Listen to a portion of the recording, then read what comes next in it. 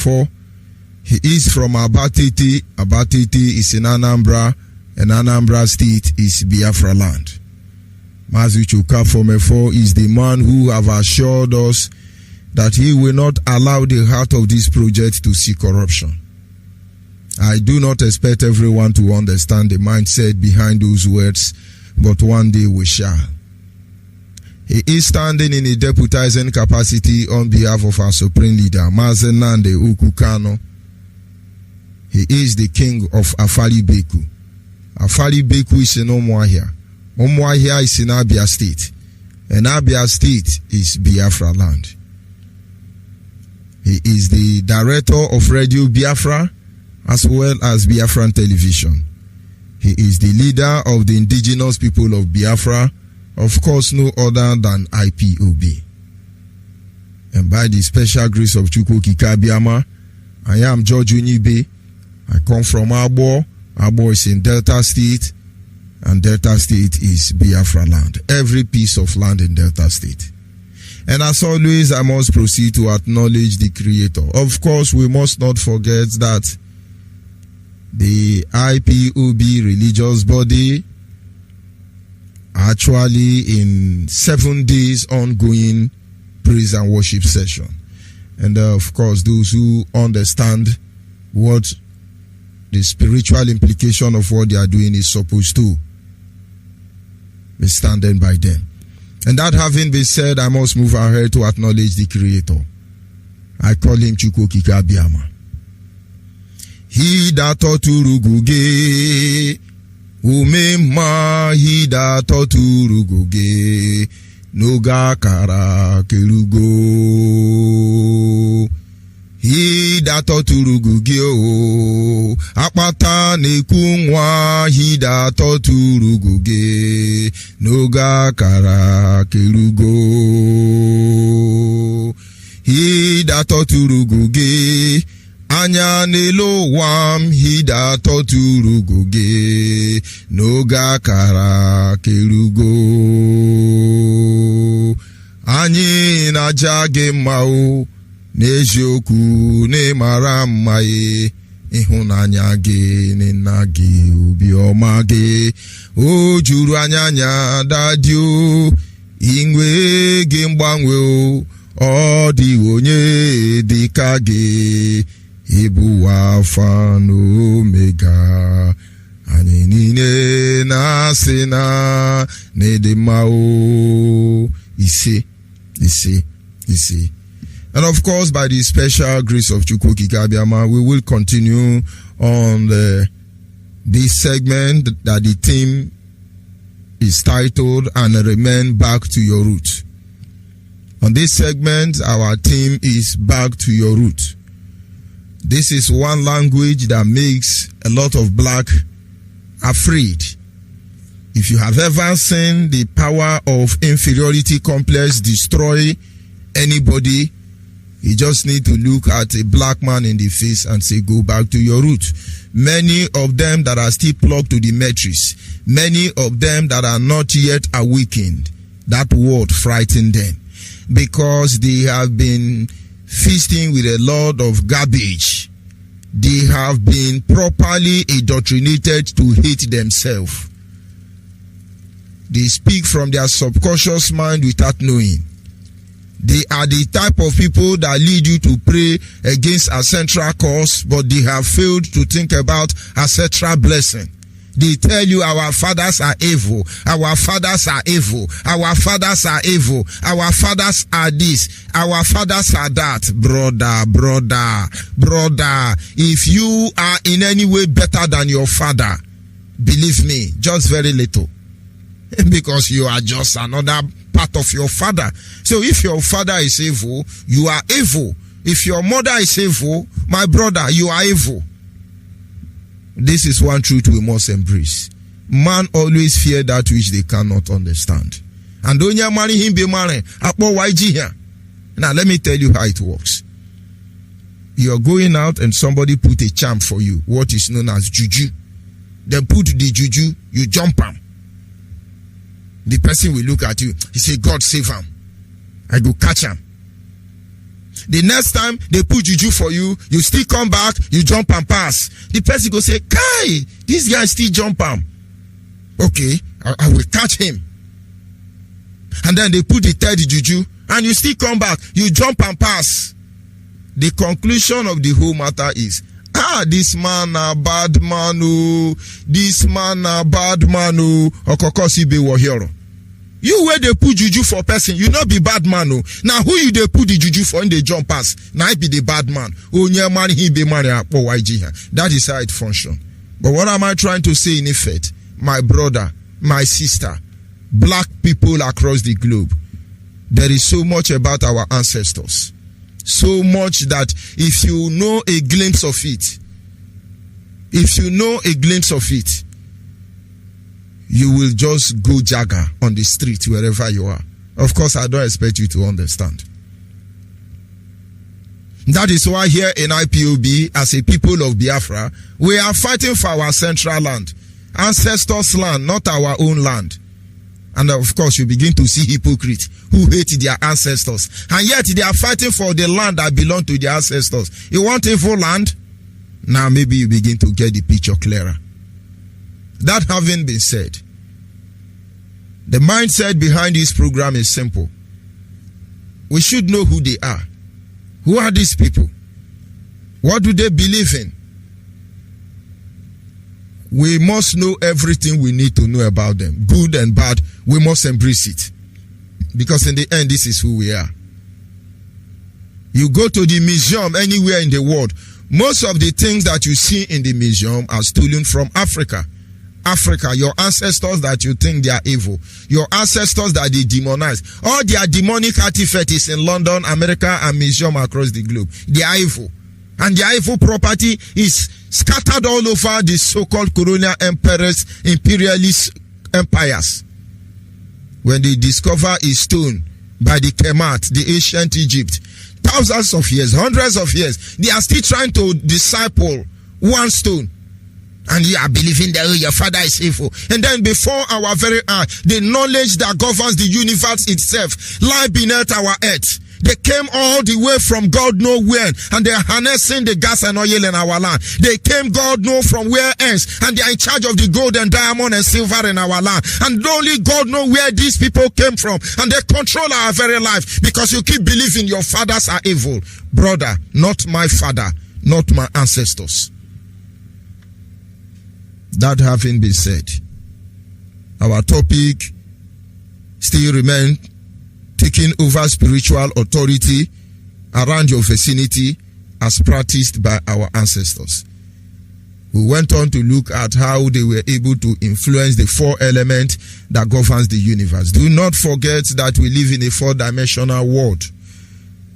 We live in a four-corner world, four-dimensional. You begin to hear about Eke Nkwo Afo Uri, which is also applicable to the north, to the west, to the east, to the south. It could also be referred to as what do you call it? Water, wind, earth, and then the fire element. All these elements can be called a different name depending on who is projecting them, but they are all the same. As this study continues, we will dabble into a little bit of astrology so that you understand what they did before they say it's evil, it's evil, it's evil. Of course, we are black men. But it's not about being evil or good now. But we have to know why they did what they did. As a Christian, I understand what it means to talk about astrology in the Christendom. You look like a juju man. You look like evil. We do not talk about astrology, of course, the 12 zodiac sign. But it's amazing that the astrologers who actually trace the birth of Jesus were referred to as wise men. And now you see our ancestors are actually wise men. But somebody told you they are astrologer, they are evil. But the astrologer that will discover where Jesus was born, it's not evil. Because they made you believe he's a Igbo man. I won't digress further. Now, that having been said, I remember in the course of that study trying to see how they take authority over the four elements of life. We talked about the cap. And on this very segment, on this very part, in the course of our earlier discussion on these 4 elements. On this very part, we are going to look at the issue relating to our traditional cap. Those of you on Facebook, that is one of our mothers. She's putting on Biafran traditional cap. And if you look behind in that video, there is a man sitting behind that woman. He is putting on the black cap. And now we are going to look at the role that cap play. If you look at that woman, she's praying and she's still putting on the cap. And that is why any religion, I must tell you with the whole of my heart, that asks you to remove your cap as a man when they are praying for you, please, you must be in spiritual, you must be at a spiritual alert. I am a Christian. Christians demand that we remove our cap for us to receive blessing. I understand why. But anybody, in fact, I can assure you, you can't put your hand on my head and pray. Nobody. You can't. But if I give you that privilege, I will be jumping over the prayer. As you are praying for you, oh, may it be well for you. I say it shall be the same to you. May it be well with you. It shall be the same to you. So that if you are using your language or you are cursing me, it shall be the same to you. Now you know. So not everybody praying for you because your problem has overwhelmed you. You now begin to say amen, amen, amen, amen. When you are shouting amen, even when they are cursing you, you'll be saying amen, amen, amen. These are spiritual issues. Now, our ancestors understand the function of cap because it helped them to take spiritual authority over their vicinity. Not just our ancestors, the Yoruba understand this truth. But their cap and function of their cap, the way it is used by their ancestors, I must tell you, it's different from that of Biafra. The Hausa have their own cap. And the same mindset or spiritual understanding behind the cap is different from that of the Biafra. But this evening, let us look at the role the cap play. It's going to be a long topic, but then we follow it up like that. Now, in this study, we are going to consider the following areas. 1, we'll look at the purpose of the cap. Number 2, we are going to consider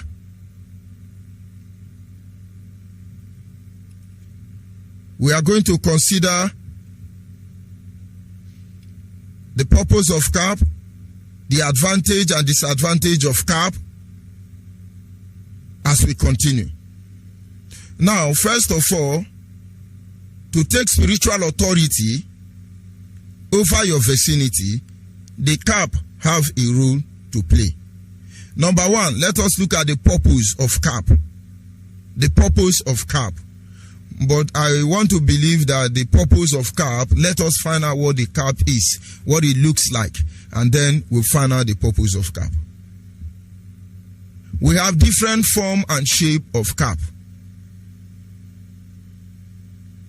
according to our tradition. We have color implication. In fact, if you look at our traditional cap, in the color implication, they will show you blue, yellow, purple, pink, green, orange, gold, silver. But that is not true. They do not have spiritual implication as far as Biafra is concerned.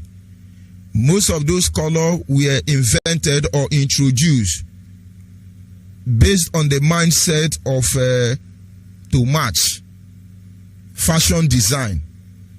Our traditional cap has only the following color: white, black, red.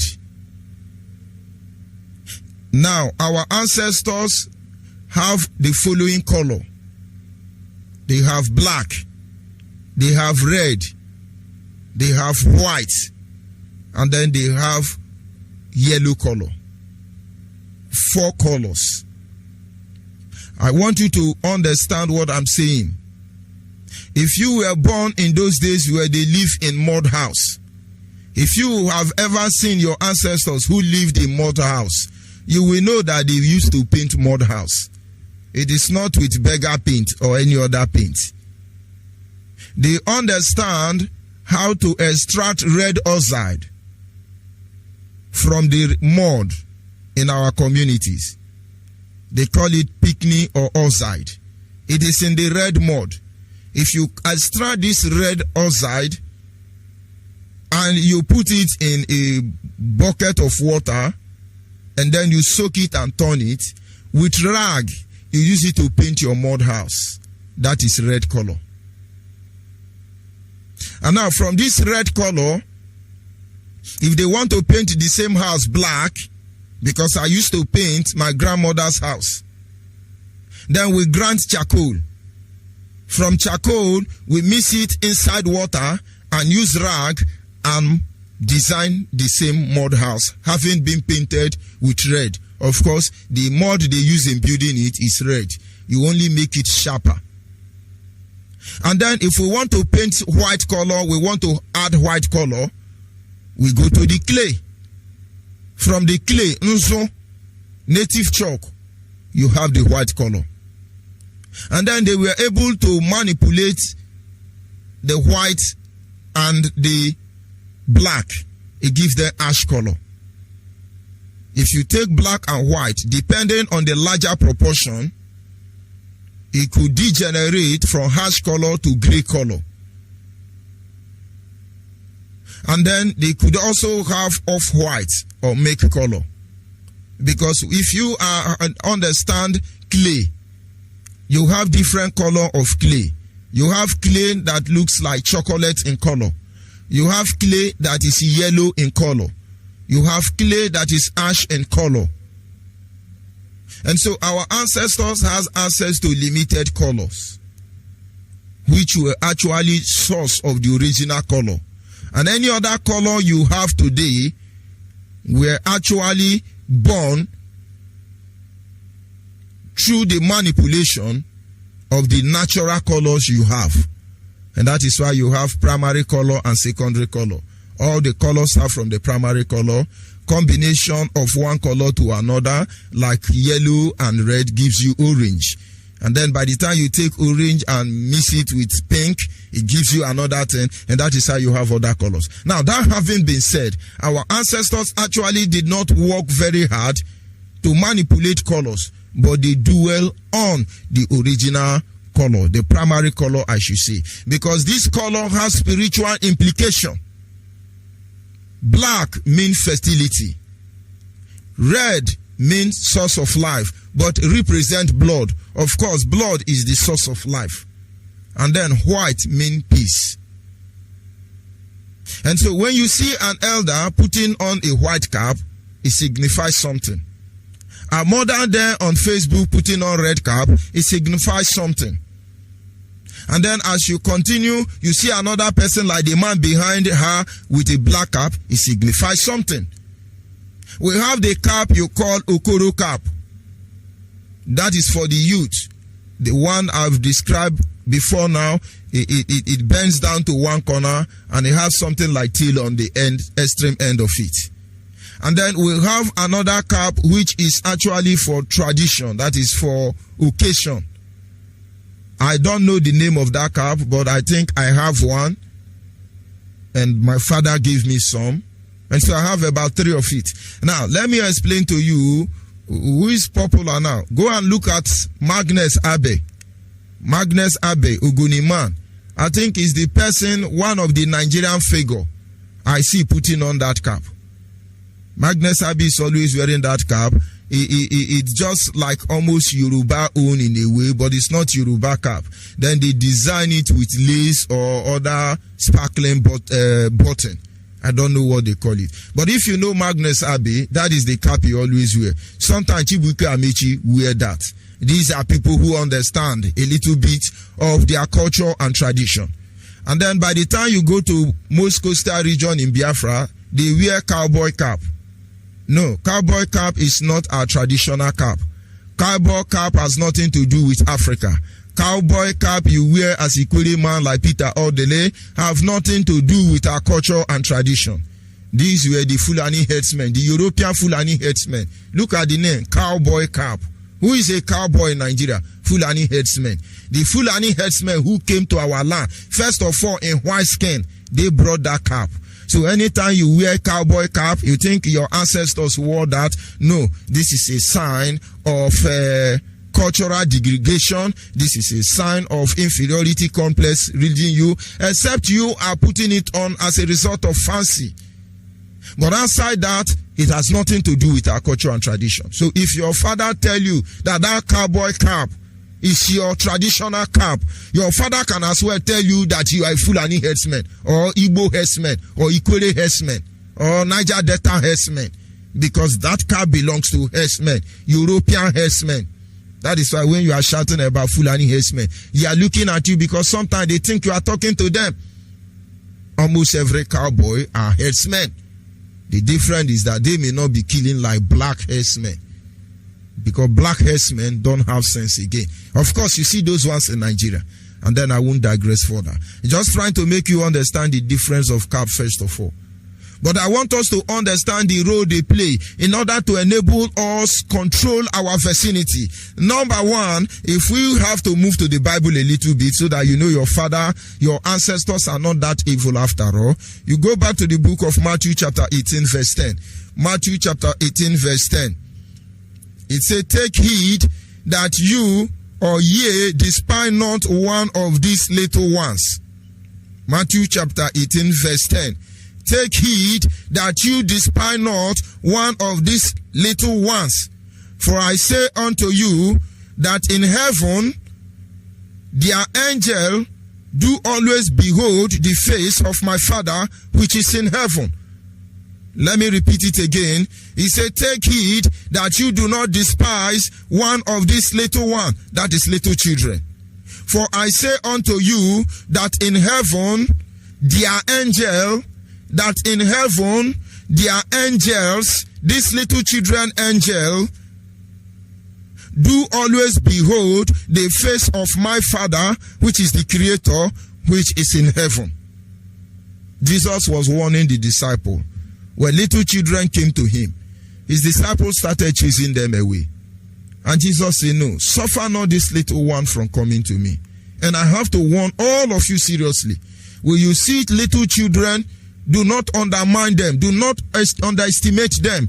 Do not think you can do anything and walk away freely. That is why Nigeria must be tormented till every single one who starve innocent Biafran children, over 3 million of them to death, they think they are going to escape. It's a lie. They are not going anywhere. Jesus warned them. He said, these little children, their angel is always before God. He's very close to God. Don't try it. Now, let us come back to our study. These angels is what our ancestors refer to as God. There is a statement in Igbo language, of course in my language. They will say, Onye na chiya. We must not misunderstand that word, because I see when many people are using this word, they think that everybody have their own God. No. Everybody don't have their own God. We have one Chi Uku. Native doctor acknowledge him. When native doctors pray, they call the gods they serve. They ask the gods they serve to go to message to them to meet the main God. When they pour libation, they acknowledge Chi Uku, Chi Nke Uku, and they acknowledge the gods. When we talk about the gods, people want to hide away from this truth. But let's go back to the Bible. Do not forget that the Bible says, for ye are gods. Now, everybody have their own gods. But we have one God. Because everyone has an angel assigned to them. Our ancestors see this angel assigned to each and every one of us as a God. And so they call Onye na chiya. There is a God that is sent to guide me. There is an angel rather that is sent to guide me. Our ancestors simply say, everybody and his guardian angel. Everybody cannot have different God because we have one God. And if they ever use that terms, what they were telling you is that everybody with his guardian angel. The angel of the Lord was with Samson. The rule there was, don't shave your head. When he did, the angel couldn't walk. The angel was with Saul. That angel hid pride. And when Saul became pride, very proud, the angel left him. Jesus was the one telling them, make sure that you don't offend these little children. Their angel is always in the presence of God, complaining to God, telling God the challenges they are going through. Do not offend them, because your case, I'm telling you, there will be no escape for you on the judgment day. Maybe you now begin to understand where that one is coming from. There is a reason why I'm trying to create this base to enable you appreciate this study. Now we come back to the issue of cap. The reason why our ancestors put on cap, like I was trying to explain earlier before now, is because every living thing have odor. Every living thing have odor. There is a way they smell. Because of so many odor around us, we are not able to perceive and understand. But some people are so obvious that they have body odor so obvious. But because your own body odor is not obvious, does not mean that you don't have body odor. And now, this body odor can be hidden with perfume, but you cannot hide it from the presence of the Creator nor His angel. So anytime you pass before your own angel, you smell like he-goat. You smell awful odor, believe me. It's not because you are dirty. It is because your body generates heat. And this heat combined with the fluid coming from your body in form of sweat, it generates odor. Because you don't notice them, because you are wearing perfume, does not cover the fact that you have an odor. At least if you are just coming back from work, please put your hand in your armpit and then let's see how romantic you will be. Forget about whether you are coming down from the air-conditioned AC. You must notice a slight difference from your body odor when you have taken your bath or when you have not had your bath. Now, that having been said, will you come into the presence of God? Because of that hole that is at the bottom or on top of the head of every man, that is where the odor comes out from. That is the portal to access your mind spiritually. That is why when they knock your head, it is easy for them to use their charm on you. Because your head is the gateway to your soul, to your mind, to your spirit. That is why you have to guard it jealously.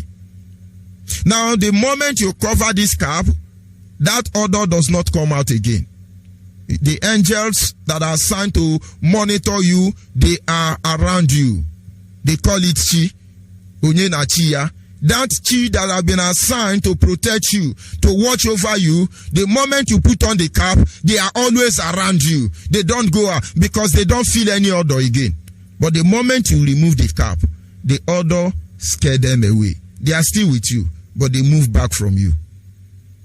I do not know if this is what the Israelites believe, but this is what our ancestors did in order to create union, a very close union with the Almighty Creator.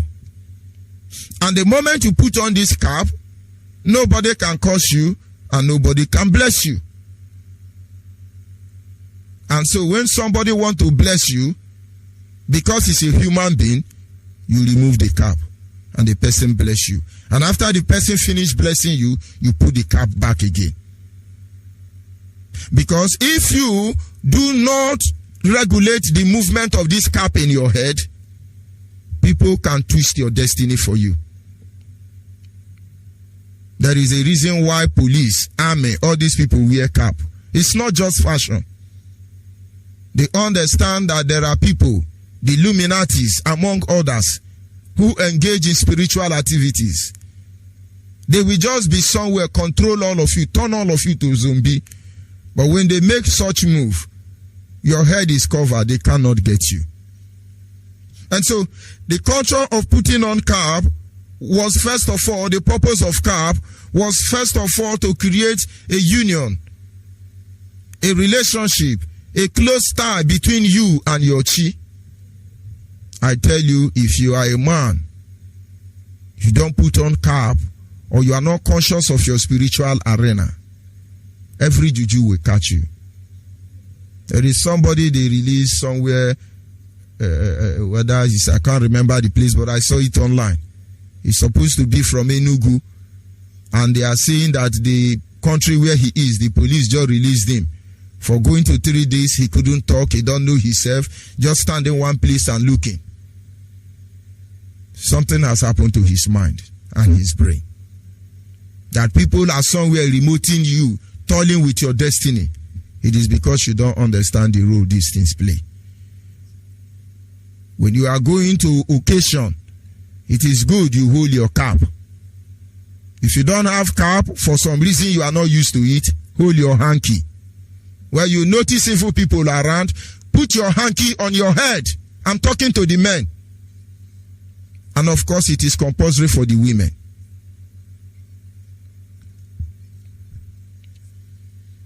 When you do this, the angel of God is always close to you. This is the reason why our ancestors, they don't joke with the cap. When you continue to put this cap, the purpose is that it is responsible for the opening of portal. Nobody can bless you, nobody can curse you until you give your consent. That is why our people, many of them in Yoruba church, they can't understand what will happen. Because they tell you in the church, don't wear cap. Ask Bishop, why is Bishop wearing cap? So that you people prayer cannot reach him. But he can pray for all of you. Why are we deceiving ourselves?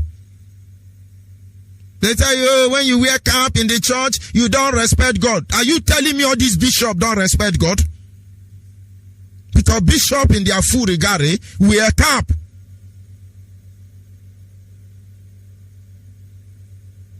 The moment you are not putting on that cap, anybody can say anything to you. That is why when you enter any worship center, you are not with cap. Tell God, anybody that mean you well, let good meet that person. And let that good meet you also. But anybody that mean you evil and pretend to mean you good, let them receive 100-fold. In fact, from their mouth, let God declare judgment. These are ways of taking authority over your spiritual vicinity.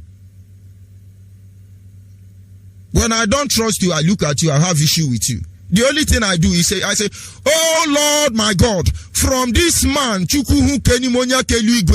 the mouth of this man, declare your judgment. So that time you are saying, Judge Onyeibe, idiot. Judge Onyeibe, you are useless. You are telling yourself, because I have asked my God to declare your judgment, his judgment from your lips.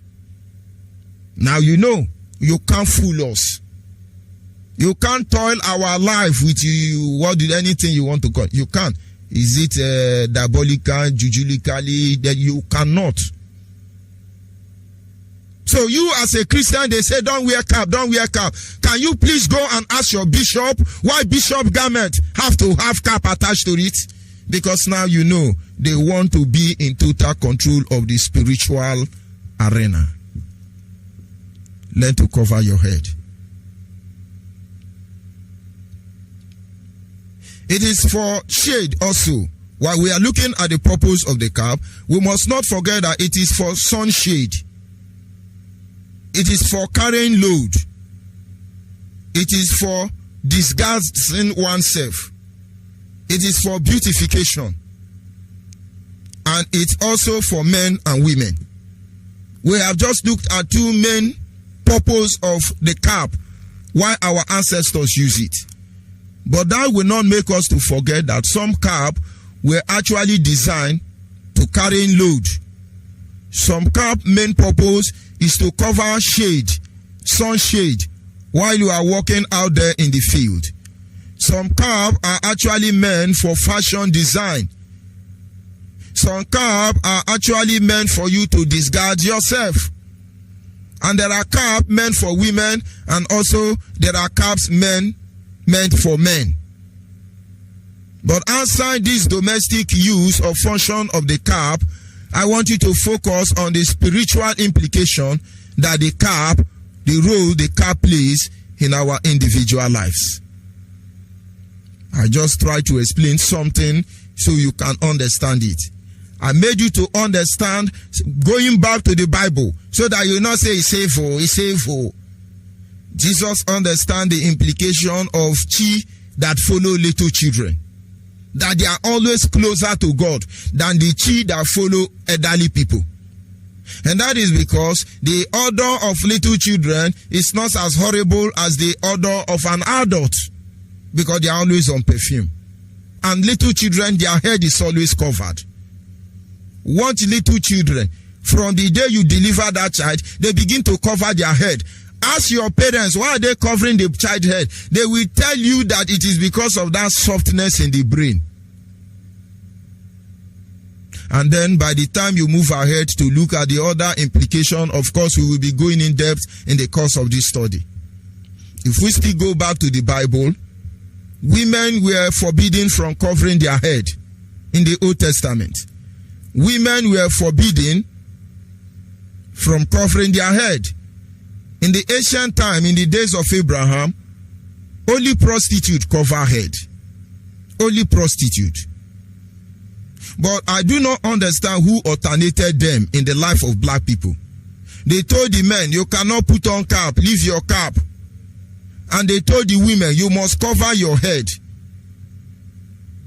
In the Old Testament, the men were expected to wear cap anywhere they go, except in certain occasions where they have to be anointed. Because of course they cannot pour the anointing oil on top of the cap. And the women were forbidden from covering their faces. Only prostitutes cover their face. That is their culture and tradition. And that you can get that information from where Judah slept with the daughter-in-law when he went for sheep shearing, thinking she was a prostitute. Because in those days it was the culture of a prostitute to cover her hair and then sit under the tree. And then Judah hasn't gone on to her, not knowing it was the daughter-in-law.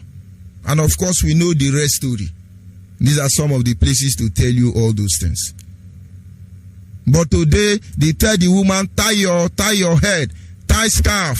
Women cannot open the scarf. If you open the scarf, you dishonor your husband.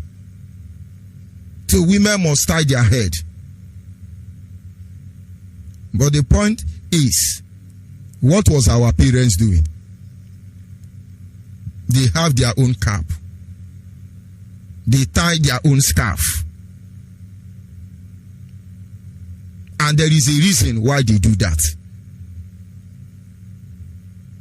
Like the area I want us to focus on today is to understand, number one, that our ancestors put on this cap in order to draw their present closer to God. Number two, that our ancestors put on this cap in order to reduce that body odor, spiritually, not physical one. It makes the angel come closer to them. Number three, our ancestors put on cap because this very cap covers the portal through which anybody can influence their life without their knowledge. All the cause when they cause police and Nigerian army. You know, they kill them for bus stop because they are putting on that cap. It won't work. Any day they are not putting on cap, you swear for them, it will get them. So if you want to cause police and army, target them where they are not putting cap, you cause them. It's applicable to everybody anyway. The other reason is because you should be in control of who bless you or who curse you. Finally, a word of advice. When anybody is praying for you, except it's your mother and father, you can take chances. Because they are the only two people that want you to be better than them. The only two people that want you to be better than them in this life is your mother and your father. Others, believe me, they don't want you. Envy and jealousy will kill them. But of course, if you can take chances for your parents, good and fine. But any other person want to bless you. My brother, inside your heart, begin to talk to your angel, your own chi. Tell your angel to talk to your own God. Please, oh, this man curse me, make you curse him back. This man bless me, make you bless him back. Abi you teach everybody where they share money for obituary or for occasion. Now all of them actually they share money. And of course, I will stop on trying to introduce the purpose of the cap to us this evening, and we will continue by looking at the color implication in our next study. Our lines are open. You are free to call in. Tell me the role the cap play in your tradition. Understand, on this segment, I am not telling you that everything I said is the same way it happened in your village, but I know there are similarities. I know it's almost the same thing. And of course, this is an interactive session. We can discuss about it and then we learn from ourselves. Why do our fathers wear cap? Yoruba pastor ask you not to wear cap and enter church, and all of them are bishop wearing cap. Do you know what they do if they risk the mindset of not putting on this cap? I'll be back in a minute.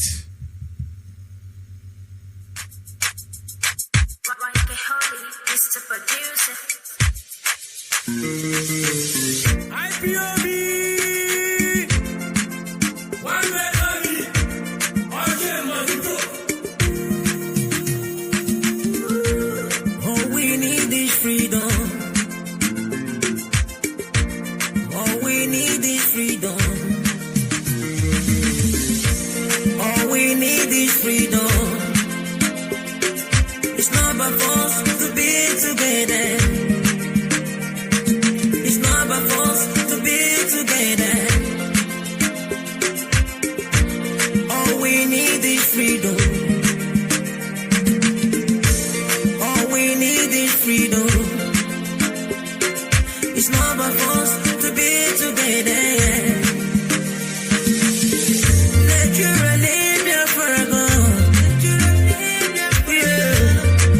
Let my people go. Naturally, Biafra go. Naturally, my people go. Naturally, my people go. Let my people go.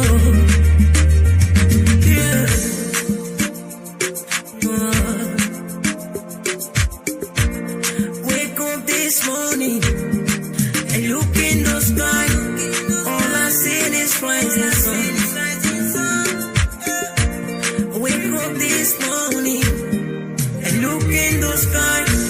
All I see is rising sun. Obodo Chukwu Choloma, Obodo Chukwu Nanoluwa, the land of the rising sun. Let my people go. Let my people go. Ekele nande kalo, for making us to know what freedom is all about. Ekele nande kalo, for making us to know what freedom is all about. What freedom is all about. Ekele nande kalo, making us to know what freedom is all about. Blessing at all who make it legio. Opakise mutisike. Onyama Biafrans in the morning. We are not fighting for war, but freedom.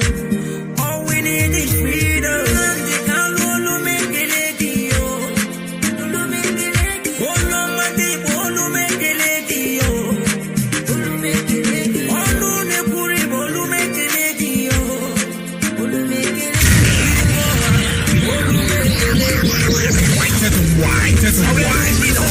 Radio station with more. You're listening to the radio station. You're listening to This is Radio Biafra. Radio Biafra. Yes, at this moment, our lines are open. Our WhatsApp line is 070-815-45642. 070-815-45642.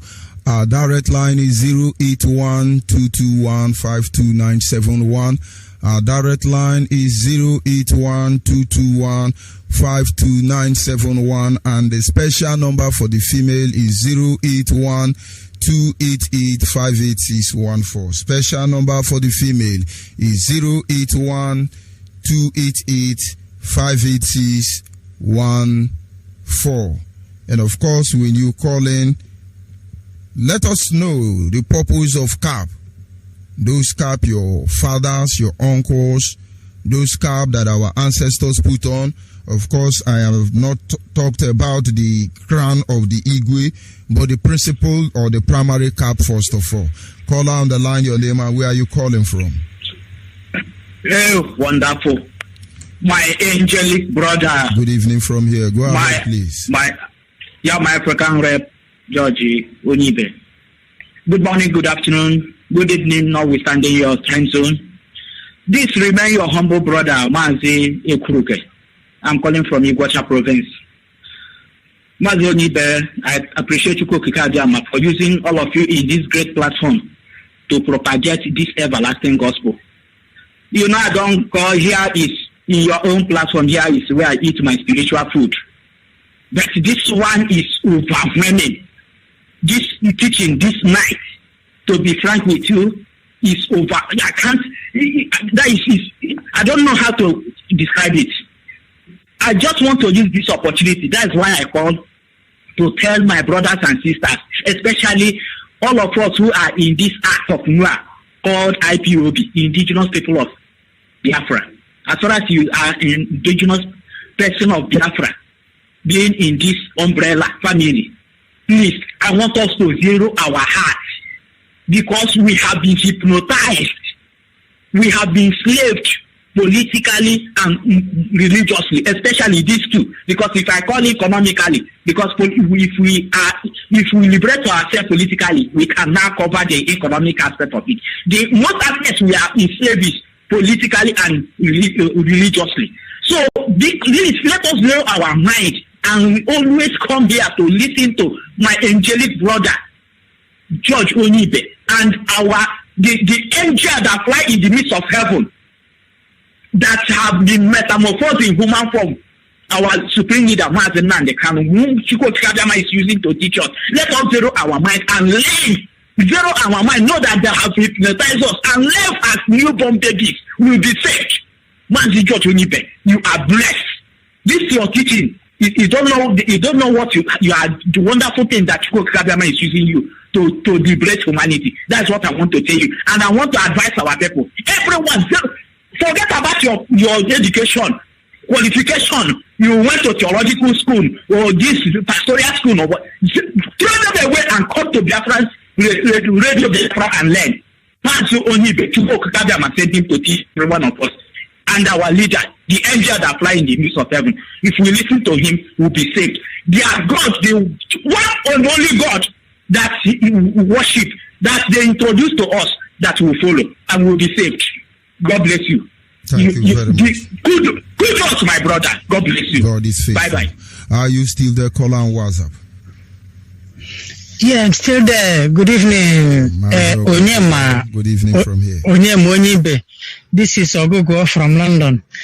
Thank you. Can I thank you very much for your wisdom?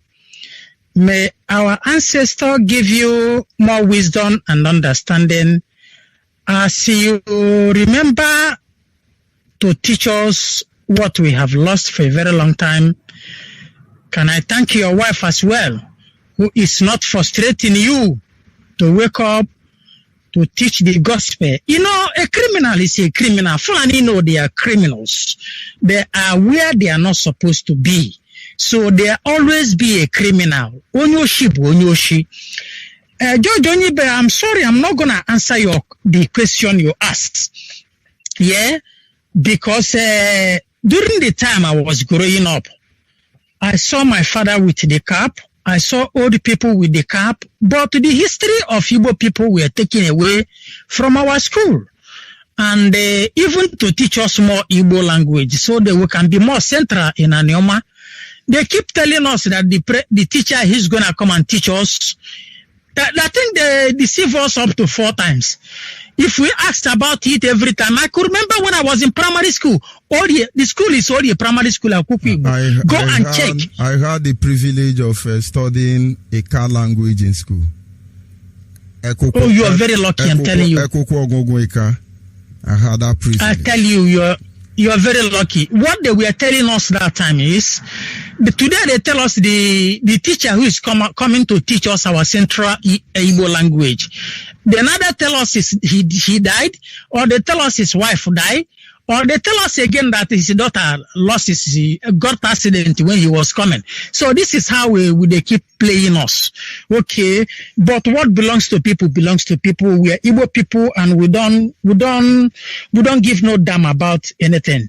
Yeah, the culture of us is what we're supposed to be teaching to our children, and so that we can know everything that everything we inherited from Onubu, bitter leaf, to Ogirisi, to Ajopa. Everything is blessing. It's just for us to sit down and think about what we're gonna use it to do to enrich ourselves. But if we don't, God, the Creator, give it to us as a gift. But it's up to us to make use of it. So I'm sorry, I'm not going to answer it, but it should be in our archive that this is a question we have to teach our children in our school, and not to teach them about hailing the earth and the rapists, the white people, Ndioshi, who came to Africa to loot our property. This sort of thing, we don't care about it. And Judge Onyeibe, can I thank you again for the early morning sermon, where you talk about the bongo. This is the history we need. Is you understand the bongo? This is the history we need. Please, Judge Onyeibe, can you please advertise for more historians from our land, from Ejo to Ishakiri, from Ishakiri to Igbo land, so that they can come and tell us what we are waiting for. Lastly, I'm unable to get to Hamadike today because I want to let him know that pharmacists, and the medical system is very fraud. The medical system is very rich, and they are criminals. Like the way Fulani people and the British people are stealing our oil. The same thing applicable to our medical system. So I want to tell Hamadike that we need to have an plan B medical system. We will use our native doctors, our traditional healers, make our hospital to look like St. Mary Hospital in UK and St. Thomas Hospital in UK. This is our traditional rulers, because workplace balance. If people have enough space where they work, a beautiful environment where they work, it makes them to think broad, so that they think the best thing for their place. Not when people are living like in the mud, suffering. You fight to eat food, you fight to buy food, you fight for electricity, you fight to enter, you can't even have a train. This sort of thing kill people. And the Fulani is there digging your well to put poison inside the place you go to toilet. This is poison upon poison upon poison. So I want to tell our Hamadike that when Biafra come, we need an alternative to our medical system, and this is gonna be made in Biafra. The best and the best is gonna be done by our traditional healers. We will monitor them, so they are not gonna bring into fraud into it, and criminality into it. Once they are truthful and they are doing the good job, you will see what people will come to Biafra land to take medical system. Where politician in Biafra land is coming to Europe to take medical system, you will see that white people are coming to Biafra to take our indigenous tablet, because they know that this one is the real one. Judge Onyeibe, can I thank you again, and may Almighty Chukwu bless you and guide you. Thank you very much. Yeah, we must continue. Are you there, caller on the line? Good evening from here. Go ahead, please. Your name and where are you calling from? My name is Dr. Chukwu, calling from Mazi. Go ahead. Bless our leader, our deputy leader, and bless my partner. I want to thank you for your speaking. Now, in my community, women does not wear cap. In my community, only men cap, and they're wearing that red cap. That black cap, they not recognize it as any strength, or they not function. In fact, that black cap will not function anything in our village. But that red one, they're always wearing that red one, except in the church. They're not wearing that red one and go to. And that red one, not everybody is wearing that red one. Only people that have titles, maybe they are called each other. Maybe if you born picking in during time of each other, if you anybody sleeping also, and we put that red cap. If you wear that red cap, they call it that this person did evil or this person did abomination. The only elder that do actually also the name for that red cap. The women does not wear any cap in our village. That black one, they are not using it as anything. They see it as a fashion, or if you want to do guy, they wear that black cap. But that red cap, they give it respect. Anywhere they are going, you won't go burial, you won't go any place to put it, and they own for our own, they different for other own cap. That's how we do it for our community. So what is the name of your community? I'm from Anambra. Anambra State. Yes, Lagan. Okay, so which of the king that rules your community? Is it a high chief or a king? It's a king. You have a king that rules your community. The women have their right in that your community. Do they have? Can women organize their own meeting and decide what happens in that community? Do they have the power? No. They don't. No.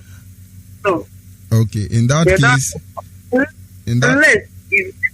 unless if anything they needed to do like Omada. And so when they are doing Omada, are they allowed to dress do they have a special way of dressing? If you do Omada, I'm from Anambra, in Imo State. So I'm in one of Wada there. If you want to do Wada, they tie two lapa. Once we tie two lapa. In anything, we know the wear skate. We know the wear trouser. What do you put in your head? Yeah, head tie. So you have a cap already. Yeah. Your head tie is your cap.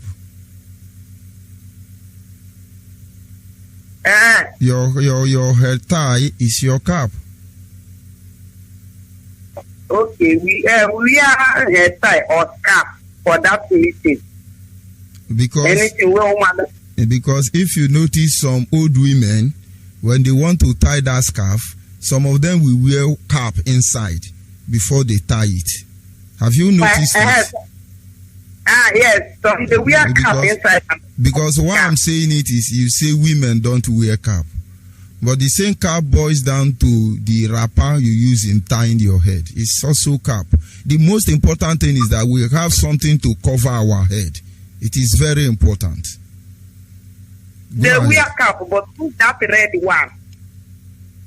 The red one, if you see, there are women they call Omo. There are women as powerful as a king. If I want to go outside Biafra land, they have, okay, let me not go there. But there are women that are given power. They are so powerful that they can even influence the decision of a king.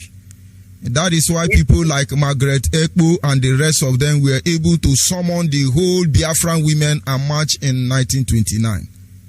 If women were not given such power, if there were no offices meant for women to preside even over the affair of men in certain issues, those about women riot, as they call it, would never had happened. Though these days the current generation monarch may want to suppress the women, that does not mean that is how our ancestors behaved. Most of those things may not be happening today, but they did happen in the ancient time. Go ahead anyway. I'm still learning from you. You know, one of my friends is from Ungwa. They tell me, say, for Ungwa, women, they give title like a chief. they do women chief for titles. They give them title chief, and they will wear chief clothes for that. My friend have you heard about Ugodia? Yes. It's not just a name; it's a chieftaincy title. There are beautiful names meant for women who are chief. There are issues concerning our mothers that our fathers are not allowed to get involved. In those days when those structures were in place, when there is a case of infidelity, it is the woman that handles the woman and the men handle the men. Of course, a man in our tradition, no story of infidelity except they go to another man's wife. But in the case of women, we have our mother who will punish that woman. And this our mother is not just any mother. They are women with rank. You understand? Go ahead, please. Yes. You know, for this name now, where you can say it's a title. You know, since I grew up in my village, I never see any woman. Only for church, they do that title. They come to church, they will name you Ezine, and they will name you Ochendo. But for our village, the olden days that my father tell me is for olden days that they give women to the now. If you want to get titles from church, that you get that title. Have you heard about when they say Agongwanye? Yes. You don't, in those days, you don't call somebody Agongwanye. Those who understand the implication will reject it. When you hear them call somebody Agongwanye, you will understand the lack of Margaret Ikbu and the rest of them. But of course, we are saying all these things because these are our cultures and traditions that have almost been destroyed. Yes, they are calling if you do something that's good, or maybe if you do something one man will do that, they will call you Agongwanye. I think our leader's mother is one of those title holder. Ugodia. Lolo Sele, Ugodia. It's not a name to make the man happy. It is a name to acknowledge her that she is a true mother. So this is how we do. Mazi, there's something I want to say, please. Go ahead. Because the other time, because this thing, if I go late sometimes, this thing they disturb me. Not the old thing before. Family, if you want to enter, they will tell you, they don't enter this place. This house is like this. And one broadcast, I said that thing, but one broadcast you do, and the thing is, don't worry, you look into that issue, and I'm waiting for you for us to look into that issue. It's about an outcast. There's some village you enter, the same, this issue, you don't enter there. I need to know more about that issue. The thing is that one day we do about, we broadcast about. Yes, if we go into Osu now, it is going to be a complete digression from what we are saying. But like I said, It's on record already. We must look into the issue of Osu. We must understand why somebody is called Osuji and the rest of them. But believe me, Osu or no Osu, nobody have committed any crime, except that they want to keep the record straight. That is why it looks as if the enemy used it and got inside us and then manipulate it as they manipulate every other thing. Everybody living within our community had a place where they came from. And they have agreement that enables them to stay there together. These are some of the, by the time we will study the issue of Osu, that is when you begin to see how our languages were diluted. That is when you begin to see how different languages are here in Biafra land. Of course, it's unavoidable in every society, but we must know where they are coming from. Somebody called our leader during his interactive program and said his name is Adekule something Igbo. Do you understand? To us, we say, oh, it's our brother. But the guy said, my father is a Yoruba, my mother is Igbo. Does he make that guy a Biafran? No. He can never be Biafran. But there are people who will fight and say, oh, it's even better, it's our own. Nkanye Bonkanye. They will put him in our community.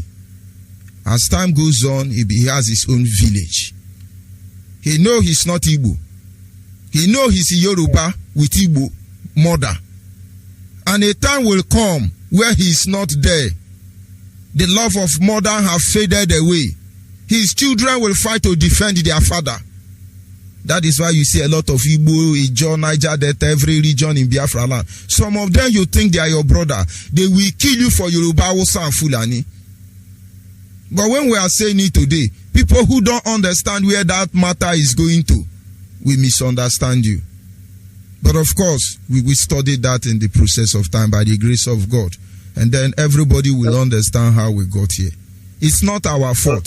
That I am Abo man, it's not my fault. I didn't choose my father. I didn't choose my mother. I did not choose to be a black man. It is God who had the absolute right and he presided over those issues. I will not question him. Neither will I condemn another for coming from other place. No. But what we are against here is people who think they can enslave us. Don't worry, you keep listening, we will get there. Thank you very much, my sister. Okay, thank you, sir. Thank you very much. We must continue. If you look at what our sister has said, she tried by saying women don't wear cap. Of course, your cap is a cap. But we are looking at, we have different kind of cap. But I want us to look at that one that are very common. As he affects us as a people.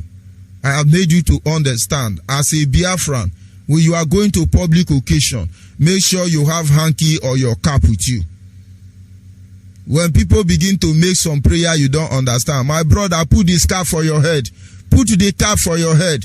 If Buhari can go to Redeem headquarters and refuse to pull his cap, and Adeboye didn't tell him anything, my brother, your mumu never do. When enemy begin to pray for you, my brother, wear your cap. If you don't get cap, put hanky for your head. Because when they get you, they don't get you.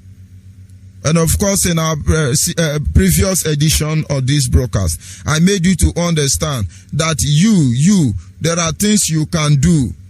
There are things you can do to help yourself. When you enter any vicinity, remove your shoe. If you are wearing pants sandal, touch the earth. Touch the dust, make declaration there.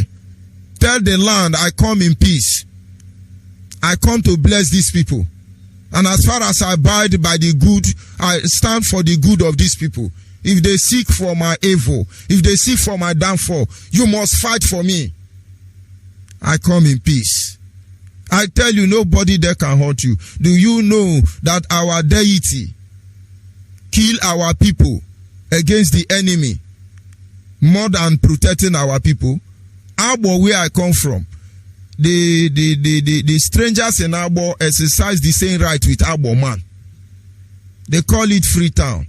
Because according to our culture and tradition, we don't fight strangers. If you deal with anybody because he's a stranger, and that matter get to the king, you are in for a trouble. But if somebody challenge you that because he felt he has power in your community and he can ride you, and then we cure him. But we don't fight stranger. That is why all these people are growing wings in our land. But of course we must continue. Call on WhatsApp, are you still there? Yes, my mentor. Good evening Good from evening here. from here. Go ahead, please. All hail Biafrans all over the world. God Almighty, bless all Biafrans, bless our leaders, bless all supporters of freedom all over the world. Bless all Biafrans, bless our leader, Onyeibe, who our own Jesus for our own time is for Jesus. Only him we follow. My brother, it has been a while that I don't come online like this again, but today I say, let me greet all Biafrans all over the world and for the good work that you are doing for Biafrans all over the world. May Chukwu Kukabiama bless you all. Bless your family. You're going out and coming in. Anybody who is supporting of this freedom fighter that stand for the truth, God, you will see the face of God in your life with your entire generation. So shall it be. My brother, the topic you bring this evening is wonderful. It's so marvelous. It is not something that maybe some people will see at it like you are just saying something just for for something just like that. But it's not like that. In my own tribe, where I come from, in Biafra land, in Obudu, all these things you said today, I remember what my grandfather, I know he lived 115 years before he died. If not a sickness that come and attack him, by now he could have lived up till now. I know he used to sit me down and say, my son, this is the things we do in those days. This is the things our father teach us in those days. Someone that I grew up and I met him 115 years is not an easy man. He's an elder man in my community. No matter how the sickness took him away, I know what he sit me down, tell me, my son, these are the things we do in those days. These are the things, this is the herbs, this is the things we do for the wizard should not come nearer to our family. This is the things we do for our God. Our God will answer us. But many people see it today. They throw all those things away. They turn everything to the churches and everything. They are deceiving us that we should pray, we should fast, we should do this. But at the end of it, we will not even see the good result. But what our grandparents, what our parents teach us in those days, we throw them away because we want to follow for the new things that the big things and other people, foreign countries bring to us, lying against us. We don't know our right again. We forget those things that were helping us. Someone can sick, maybe epilepsy. He can sick, just fall down now. You go to your backyard and get a native herb. You treat. I lost that caller, Zoo Epileptic Network. Yes, can you hear me? Caller on the line. Yes, I'm hearing you. Go ahead, please. Good evening from here. Okay, I want to congratulate you on the good work you have been doing to Biafra. I am Mazi Kenneth. Please move away from your radio, or you turn down the volume.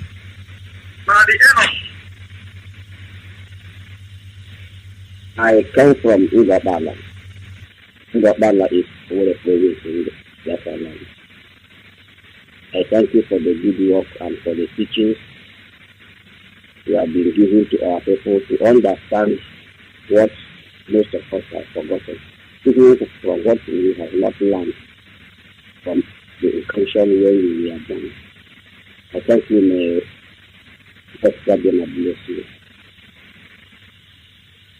Continue the good work, and it is necessary that we understand where we are coming from and where we are going, and what our fathers, our ancestors have left for us. Our ancestors left good things for us, not bad things. It depends on our mentality. I bless you for reminding us on that. May God bless you. Thank you very much. We must continue. Caller on WhatsApp, your name and where are you calling from? Evening from here, Mazi Onyeibe. Go ahead, my brother. And good evening to Biafrans, lovers of freedom, friends of Biafrans, and IPOB in general. I must thank you for the good work you're doing, but before that, my name is Most Favor Onyeibe, and I come from Ozo. Ozo is in Ekusigo, Onyeibe province, Biafran land, and I'm calling you from Holland, where I serve indigenous people in the capacity of national PRO. Mazi, I must thank you for the good work, and in a way to just shed a little light to what you've already said. Mazi, my father told me, Namo Gwaram, that he's still alive. And when he said this to me, the struggle for our restoration through Mazi Nnamdi has not started. But my dad told me that I should not remove a cap for someone that I don't know. Just like the normal culture that when you see an elderly person, they will say remove your cap and greet. Yes. Now lie you. Yes. Now lie so you. My father told me, he said he's under a very on a very rare condition that you must remove cap. That rare condition is that you are spiritual aware of your environment. You must have taken authority. If not, go ahead. He said that I should not remove my cap to anybody if I want to greet him or meet anybody. And I said, why? He said that whenever you remove a cap to somebody, you are giving the person the right to declare, be it positive, be it negative, the person have control over you. I didn't understand that. But now, as time goes on, we grow, keep growing and keep reading and seeing things in life. And I begin to ask myself, do you know that this same kippah, the Israel or the Jewish people, the Israeli wear, that's something. They know the value. Watch the Muslim also. Muslim also, they also wear their cap. They also have their own cap on their head anytime, any day. But it's only us that don't know. And our fathers and our father before our fathers, they knew this quite well, and they are always on their cap. But today, we have been told that is maybe civilization only cuts the Igbos or the Biafrans. So your topic is just the only thing I just had to say to add is to tell you that this teaching you are giving, that my father has said this to me long time before now, years. He said that I should not remove my cap to anybody that I don't know. Mazi Onyeibe, just keep on teaching us, and we are hearing and we are listening. And Chukwuabiama will help us. The way it was in the days of the old, we will return it back to us. All these guys that cannot have hold over us and control us. Why all of them, even ordinary the Fulanis and the Hausas, them, we call them empty. We call them Olodo, we call them they know nothing, we call them cattle elder. But these guys, they are spiritually rooted. They uphold their culture because all those things has very significant value. It has value to their lives. And they are holding it, but to us, Biafrans, in fact, the civilization only, it worked very well on us. Thank you, Mazi, for the good work. And please permit me to announce our meeting that is coming forth on the 11th. Thank you. On the 11th of July, all the IPOB families, this is for everyone. As far as you are Biafran and your mother tied two-piece wrapper, please don't be part of this meeting. Please. Make it a duty to be part of this very family meeting. Coming up is IPOB national meeting here in Netherlands, and it's coming on 11th of July 2020. And the venue for this meeting is Egolin number 9. Egolin number 9. The postcode is 1103 AC in Amsterdam. If on your way coming, you need some direction or any assistance on information, you can reach our principal officers on 0616663830. The second number, if you miss the first number, you can also reach an office also on the second number, which is 0856 49792. Please be part of this meeting on July the 11th, 4 p.m. Dutch time. See you all. See you there. We all know what is happening in our land. Our land is under occupation. Is under siege. Don't just ignore it. It's a time to save our land. Be part of this meeting, and Chukwu Abiyama will bless you all. Mazi, thank you for the time you've given me. Thank you very much. Yes, a caller on the line. Your name and where are you calling from? Mazi Onyeibe. Monitoring Spirit. Go ahead. Mazi Onyeibe, Dotuko Pikadi Amaderege. Dedu Temefo, Ejubo Dede, Dotuko Pikadi Amaderege. If not you, we would have gone as a people. Tell the Nambekano, may the power of the Most High Creator, the Creator of the whole universe, to put Pikadi. Yeah, God, the one you made me to understand and went back to worship the Creator, Chukwutikadiama. May Chukwutikadiama's blessing continue to dwell upon you. And I encourage you to lead us this fight to the end of it, because it has already come to the end. We are ancient people, Biafra. Listen. We are ancient people. We are traditional people. We are suffering because we abandoned the ancient way of our ancestors. That is the true way of worshiping our Creator. We have our way of doing our burial. I am a witness. Chukwutikadiama said to me, my son, do you want Biafra to come? I say yes. Oh, yeah. Yes, I understand you. Because of the cap. So everything is about tradition. That tradition, everything about our tradition is perfect.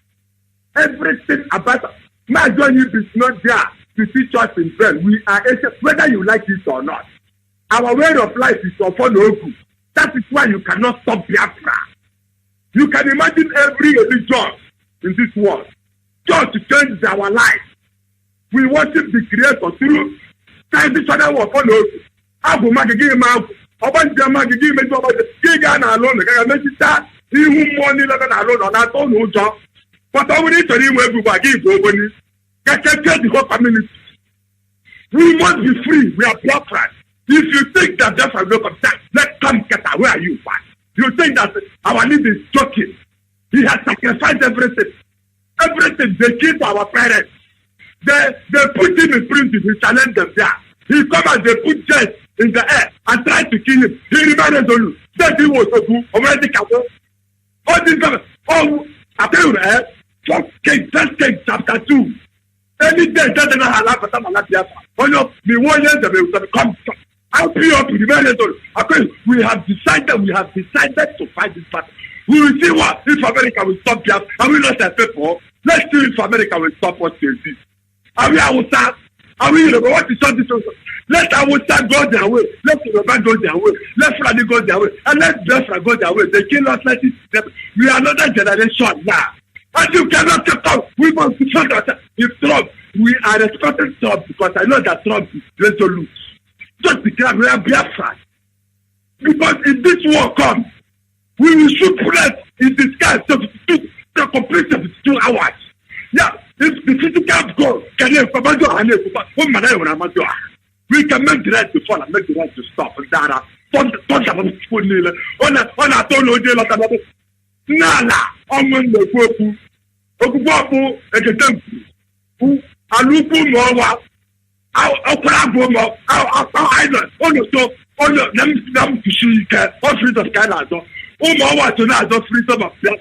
it's only like Patasha, I will allow, but when you soon also the way or not like about you.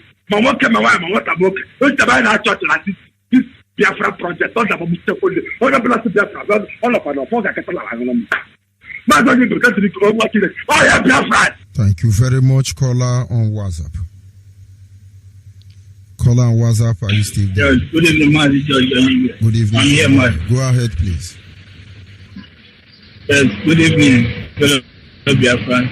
My name is Obi Mane Chief BK. I'm from Umwidi, under Olu province, Biafra land. And I'm calling from the state of Israel. Mazi, just permit me to digress a little on today's topic. Go ahead. On Facebook for quite some moment now. But going back to our roots, Mazi, when we are growing up and when a couple, married couple, especially a young couple, get issue, the husband will take the wife to the mother and the parents, and the issue will be settled. But recently, I find something unpleasant on Facebook where our Igbo people carry their marital issue to where they call a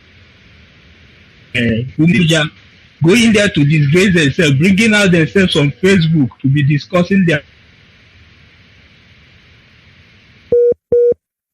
marital issue and issues. Why can't us rest our tradition and go back what we are known for?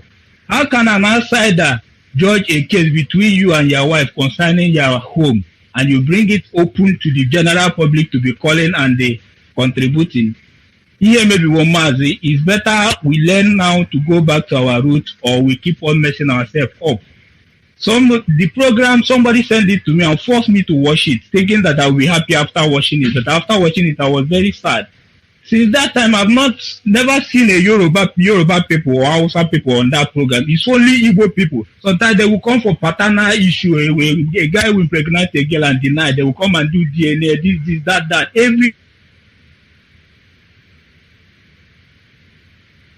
is happening. Why we have forgotten the family issue? We have bring ourselves out to the general public, and there is no way we can hide ourselves anymore. Must keep it on and teaching our people how to go back to our roots. It will be good and better for us if we learn very fast.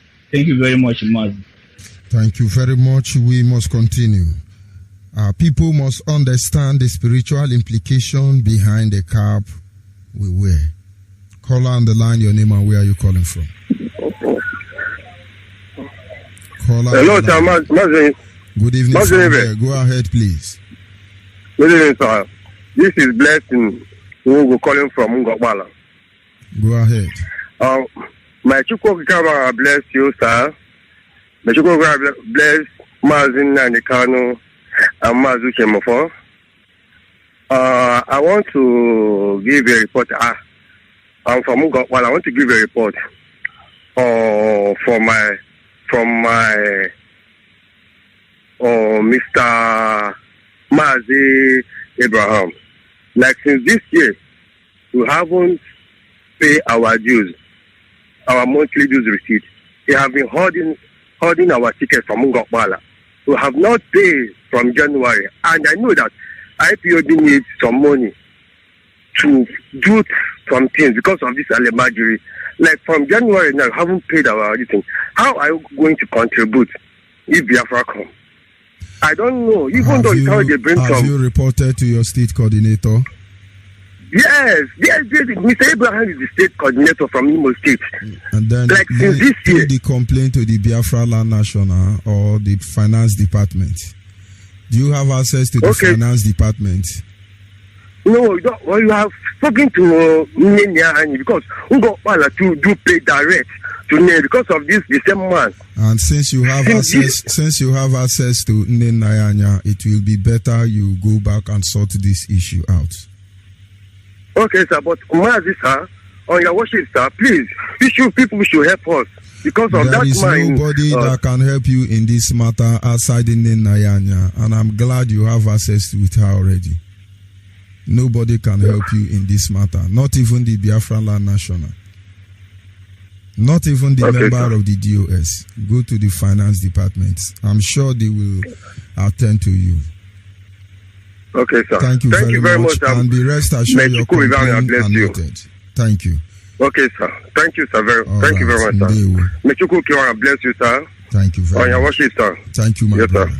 We must continue. Yes, sir. Our people must understand there is a reason why our ancestors, of course, when I say our ancestors, our forefathers, there is a reason why they did everything that they did. That is what we are uncovering, and we must emulate the good one and develop them. Are you there, caller on the line? Okay, sir. Caller on the line. People should help us. Caller on the line. Of course, some of them, when they call, they are not even there. They're still listening to their radio. But we must continue. Caller on the line, your name and where are you calling from? My name is Utu Anocha. I'm from Omabale, Ngozi. Omabale is in Ichialangwa, Biafra land. Who am I speaking? You are on to Radio Biafra Extra. Go ahead, please. Okay. Yeah, thank you. God bless you, Mazi John Onyeibe. And bless our leader, Mazi Nnamdi Okwu Carlo. And bless all Biafra all over the world. I thank you, John Onyeibe, for this lecture you are lecturing this season. I have learned a lot. From this year lecture. Actually, Radio Biafra is my university. I used to learn a lot of things here. Even this night, even since you started lecturing on this night, even I really wear my cap now to sleep. Hello? Go ahead. If you wear your cap to sleep, you will get headache. Oh, as these people have bamboo laws too much. Even Yoruba Church, when I go, I don't know that they are using all our destiny, all our stand, controlling us everywhere. Even any man, anyone, even if you wear cap that time, they go say, remove your cap. Well, I don't know, say they are using it for something. You have opened our eyes today. You have opened our brain. Just ask them, why is it that it's a sin for church member to wear cap, but bishop is putting on the same cap? It's true, sir. And then they will tell you it's a spiritual thing. You won't understand. Tell them you understand now. It's true, sir. Actually, sir, I'm not going to church again.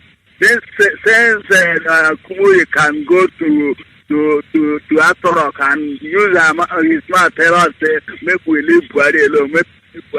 While everyone know that Buhari is dead. And I know that they are protecting one Nigeria, not the heaven, then they protect. Now one Nigeria, their stomach, now then they protect. Last time we said that we know election in Biafra land. Now this Pastor Kumuyi, he used platform of Deeper Life to give all those politicians, both Yakubu Gowa will kill millions of Biafra. He gives them the platform, say make we they pray for this election where they come, say there will be no problem. Why they know that election is fraud or election is bloody election. They are killing a lot, they are causing a lot of atrocities. Yeah. Thank you very much. And God, please, God will bless you. God will try continue to energizing you people in the mighty name of Yahweh. You see. Are you there? Call on WhatsApp. Are you still there? Call on WhatsApp. Are you still there? I think we lost that caller, but we must continue. Caller on the line, your name and where are you calling from? Caller on the line. Yeah, good evening. Good evening, sir. Good evening from here. Go ahead, please. Yeah. Thank God I live you online. I'm very happy I met you right here. Very, very happy. It's my pleasure. Because I wouldn't introduce my name due to security reasons. So I'm very sorry about that.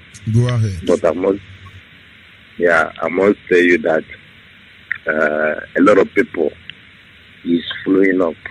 A lot of people is in this struggling, no matter where you are. So I heard some people saying that you go and register. You go and register. So, but I don't know how important is it for somebody to go and register by a keep flowing up. So I listened to what happened this morning, and I must recommend on what happened this morning. It was very, very awesome. So there's a lot of cause. There's a lot of cause happening, and I must tell you that the leader is very, very hot. This morning, I listened to him because we're much, and a lot of people want to get to him. So I really recommend on him. So you have to keep it up. So back to what you were saying this evening about wearing cap. It's nice compared to what is happening right now. So I'm in that state about precisely. So I must tell you that right now, even the church people, the man doesn't condemn the cap. You know, he doesn't condemn cap at all. He can wear cap and come to the church. You know, I don't want to miss the church, but man, you can dress anyhow and come to the man's church. He doesn't care. He was saying that it's just the heart of a man is what matters a lot. It's not what you put on. So whether you wear cap, he doesn't wear cap. Because I even wear cap and come to the church. Face cap, I wear, face cap, normal face cap. I go to the church. Wear my normal jean, everything, pick up and go to church. You know. So if it's some churches, they will bounce you back, telling you how you are dressing, something like that. It's not okay. So I want to say with regard to what the first lady said in our land. I think the women, they give them title being a chief.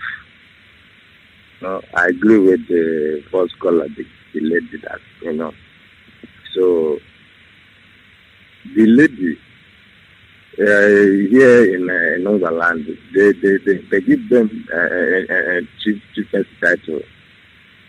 I remember where I school, and the lady, my landlady is a chief. They are calling the lady chief. So the lady keep wearing those, giving the cap, everything, always dressing like a chief. So I recommend your program this evening. It's become development, and people have to know. People really have to talk. In this struggling, I really want to say that millions of people is really flowing and flowing up. But I don't know, people are saying register. You must go and you must belong to us. Yes, it's important you look for the nearest family and join, because it's not everything we will tell you here on Radio Biafra. And so it's for your own benefit. Yeah, I know. Thank you very much. But, all right. Thank you very much. We must continue. Caller on WhatsApp, are you there? Caller on WhatsApp. Hello, Mazoni. Good evening from here. Go ahead. Mazoni, I'm very grateful to you. I'm very grateful to your teachings. Come back to our roots. The cap of 18 in Bende, we don't wear that type of cap where the people from Anambra wear. We don't wear it. We have our Okuagu. That Okuagu signifies a lot of things in Bende division. It's only now that people are just using that cap as anyhow. Before you put on that Okuagu, you must reach to a certain stage in life. And sometimes things in the community, you are well aware of it. So I thank you so much your teachings. I'm from Alai. My name is Okorie. I thank you so much, and our leader and his deputy, Mr. Chidera Odogele. I thank all of you so much, because without you people, there is nothing we can hear. During the war, it was only Okokondem and Dr. Ifeweke who are in the information. So you are doing a lot. I'm very grateful to you. Your teachings, you teach people so many things that they do not know. So wearing cap, we have so many types of cap. You know, in Bende, we don't play with a face cap. We call it Papa's cap. Then you have the other one you call cowboy's cap. There is the way when we dress, we put on it. There is another cap. We call it Okwite. It's from London. I have all those caps. So I know my father very well concerning things about cap wearing. We don't play with it. So the most important thing you taught us is that when you wake up, nobody can stigmatize you or do anything. They cannot curse you. Through They your cannot head. bless you. They cannot. They cannot. So that's a very big lesson I learned from you. Thank you very much. Thank you. We must continue. And of course, this is where we draw the curtain on this very segment. I will be signing off temporarily. Believe me, I will be back in no time. We are not going anywhere. Ndewonu.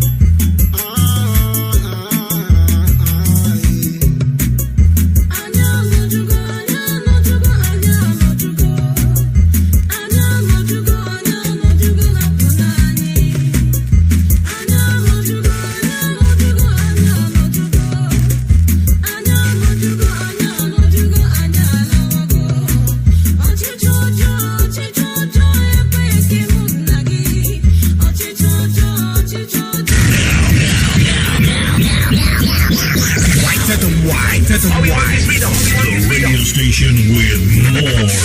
You're listening to the radio station. You're listening to This is Radio Biafra. Radio Biafra.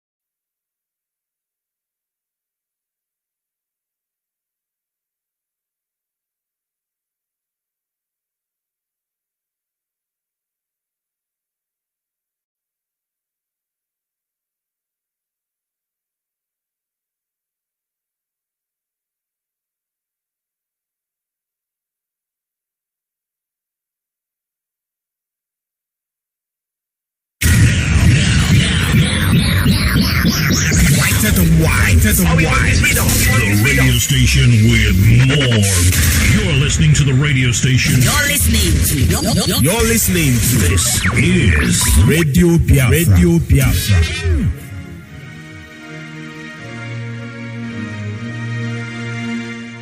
Land of the rising sun, we love and cherish. Beloved homeland of our brave heroes. We must defend our lives or we shall perish. We shall protect our hearts from all our foes. But if their prize is that for all we hold dear, then let us die without a shred of fear. Hail to Biafra, consecrated nation. O fatherland, this be our solemn pledge. Defending peace shall be a dedication. Spilling our blood, we count a privilege.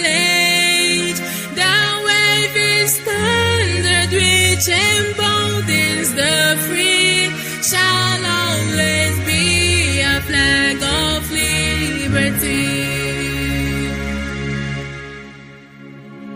We shall emerge triumphant from this ordeal, and through the crucible unscathed we'll pass. When we are poised, the wounds of battle to heal, we shall remember those who died in mass. Then shall our trumpets build the glorious sign of victory. We scarred our minds around.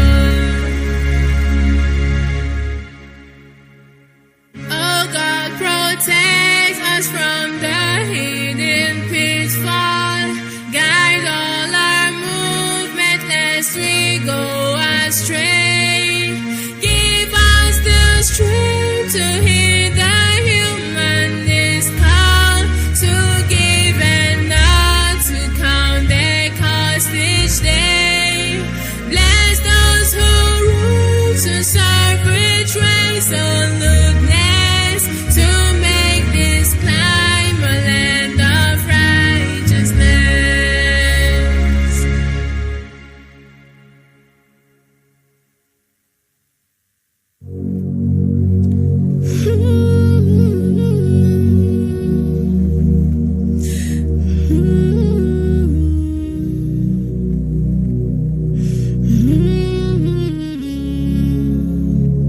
This is my message to the world. I'm writing from my heart and my broken soul.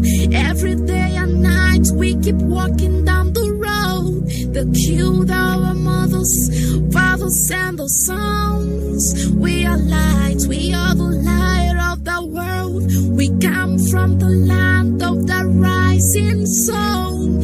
Every single day we keep rising up. No matter what they do, we are never giving up. We are one, we are the choosing ones. Chukwakika is the one to give us victory. Bring us back to the land flowing with milk and honey. Breaking all that chains and the pain of slavery. This is my message to the world. Embrace Biafra. Embrace redemption. We shall win in the end. This is my message to the world. Embrace our freedom. Embrace our victory. We shall win in the end. This is my message.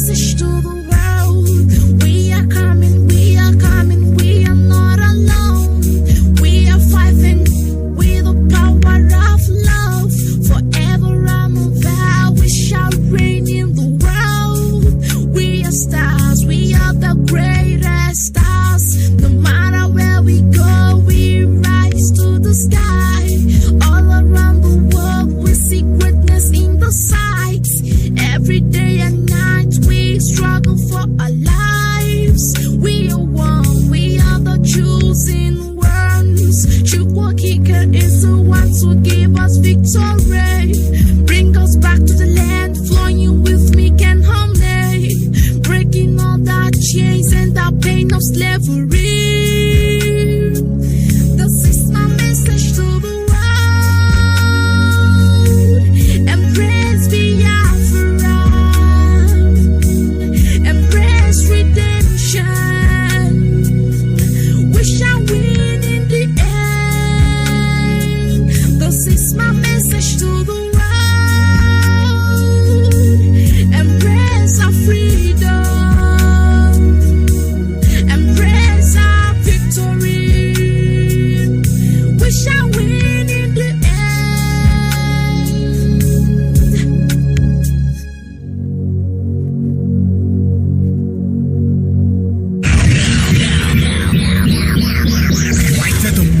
The radio station with more. You're listening to the radio station. You're listening to this is Radio Biafra. Radio Biafra.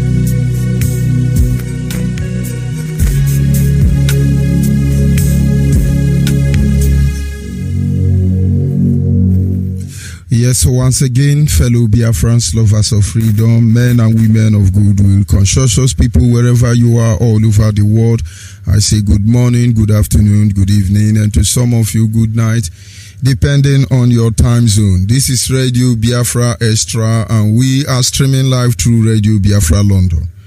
Radio Biafra London is being anchored by the deputy leader of the indigenous people of Biafra, Mazi Ukafomefo. He is from Abatete. Abatete is in Anambra State, and Anambra State is Biafra land. Mazi Ukafomefo is the man who have assured us that he will not allow the heart of this project to see corruption. These are words I do not expect everybody to understand the mindset behind it. But one day we shall. He is standing in a deputizing capacity on behalf of our supreme leader, Mazi Nande Okukano. He is the king of Afari Beku. Afari Beku is in Umuahia. Umuahia is in Abia State, and Abia State is Biafra land. For over 60 years, nobody has stood up to speak for the collective interests of the Biafran people until he came. He is the director of Radio Biafra as well as Biafran Television. And by the special grace of Chukwu Kikabiama, I am George Onyeibe. I come from Abo. Abo is in Delta State, and Delta State is Biafra land. And I must tell you this evening that it is a privilege that I serve the indigenous people of Biafra as the African Rep and Nigeria International Coordinator. Check your time. That having been said, we must move ahead to acknowledge the Creator, Chukwu Kikabiama, the one who has set our feet upon this path that we must follow. Because in the end, we are gone as a people without him. He is the lifting up of our head, is our hope, is our guide, no matter both great and small. Like I always say, he remains the primordial influence that drives us in everything we do. And I humble myself before him this evening, as always. Anyị na-aja gị mma o, n'ihi na ị mara mma e. Ịhụnanya gị n'ịna gị obiọma gị o juru anya dadi o inwe gị mgbanwe o ọ dịghị onye dịka gị ịbụ Alpha na Omega Nine na sena nedemao. Igosani obi ebere o. Mgbe adịghị ike chọma mo, ịgọsịrị m obi ebere. Mgbe adịghị ike, you showed us your great mercy when we are not strong. You showed us your great mercy when we are not strong. Ịgọsịrị anyị obi ebere o. Mgbe adịghị ike chọma anyị o, ịgọsịla anyị obi ebere. Mgbe anyị adịghị ike. Ise. And of course, without wasting much of our time, we will proceed on our topic on this very segment. Our topic is simply titled, Creating the Enabling Atmosphere for the Dismemberment of Nigeria. Creating the enabling atmosphere that will enable Nigeria disintegrate completely. People must understand what we are here to do is very simple. We want Nigeria to be divided. We are not Nigeria. Somebody came and created Nigeria, and then he took oil and water and saw all of you are Nigeria. The experiment did not work. British government must understand this. The experiment will never work because we have now dedicated our life to making sure it will not work. We want to know how it feels. This generation want to know how it feels. How the Yoruba intellectual can build a nation, a very viable nation the whole world can be proud of. We want to see how the Fulani, the Hausa can build a viable nation the world and African can be proud of. We want to be in our own. Yes, we don't have land. We are landlocked. It's okay. Yes, we are Yahoo. It's okay. Yes, we are everything. It's okay. But this is the time we must put our worst to test. But for us to get to this level, like every other thing in life, there are principles that governs them. You are a Biafran anywhere you are today. The best thing you can do is to join the queue. And so that we all can form one impenetrable unit. That with a single shout of praise, Nigeria will be obliterated. Because this is our fate. Biafrans are the destiny of Nigeria. And of course, we are their doom. They cannot escape this. Like every other issue in life, there are principles that governs them. And if you understand how they function, believe me, you can never be stranded. All you are asking every Biafrans to do is to create the enabling environment. It has started already because the atrocity against the Nigerian state, against us as a people, it's unimaginable. But we all know that in the end, Nigeria will use her hand to initiate a state of anarchy. And then after then, Nigeria will burn. Nigeria will burn. Biafra land will burn. Make no mistake about that. Yoruba land will burn. Hausa Fulani land will burn because we will get to Sokoto. Are we calling for war? No. We are calling on conscientious people to avert this doomsday. Because you don't know how determined we are to make sure Nigerian destroy. When you see people who are always telling lie, you don't need to be part of them. Shift back from them. Create the enablement, the atmosphere of truth. It becomes the enabling power that will destroy all of them.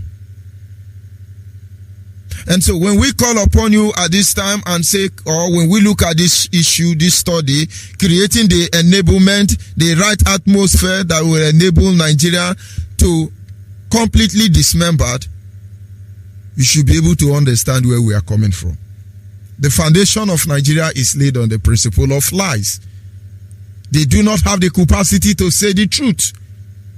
They know nothing about it, and they can never It was actually designed for a purpose, which aim they continually hide to deceive me and you from knowing what their agenda is, what their plans are. But on daily basis, they carry out these activities before our very eyes. And each time they make this move, they further this emasculators. And that having been said, to create that enabling environment that will make Nigeria fall, it is important we engage them with the truth, exposing their evils and lie. Number one step is to engage them with the truth. Our leader came here and said, I will destroy Nigeria. Not with AK-47. He said, but with the truth. We do not have any other weapon at this moment, but outside saying the truth. Unlike most nations across the globe, who saw the need why they must be liberated from the clutches of the imperialists, Nigeria saw the same need. American, Indian, Japan, China, Ghana, South Africa, they also saw this need. They knew the path of righteousness. They understand equity, fairness, equality, and they strive for the betterment of everyone, which led to the stability of the nation they enjoy today. What am I trying to say in effect? Many nations across the globe have found themselves in the same position Nigerians found themselves. The same people who have subjugated us, reduced us, even to the level of animal, if not lower than,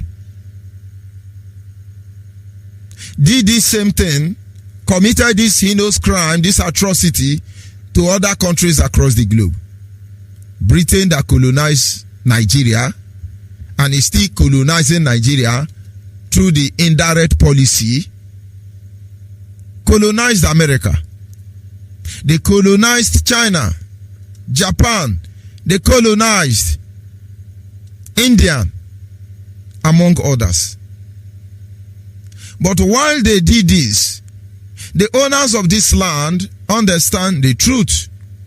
America has a constitution which actually have regard for every component, tribe or creed or breed that make up America outside the black man.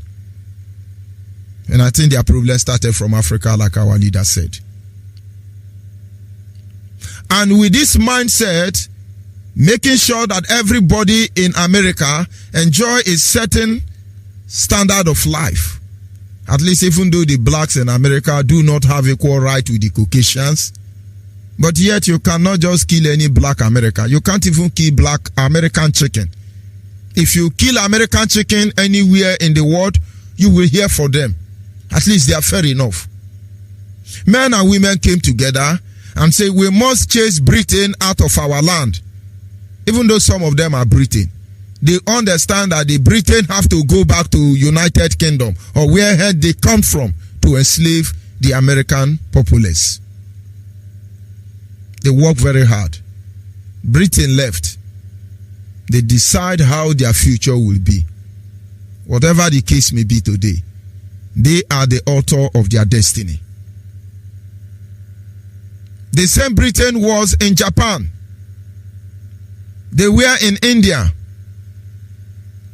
And when they come with their religion. When they come with their language, English. When they do come with their technology. When they come with their policies.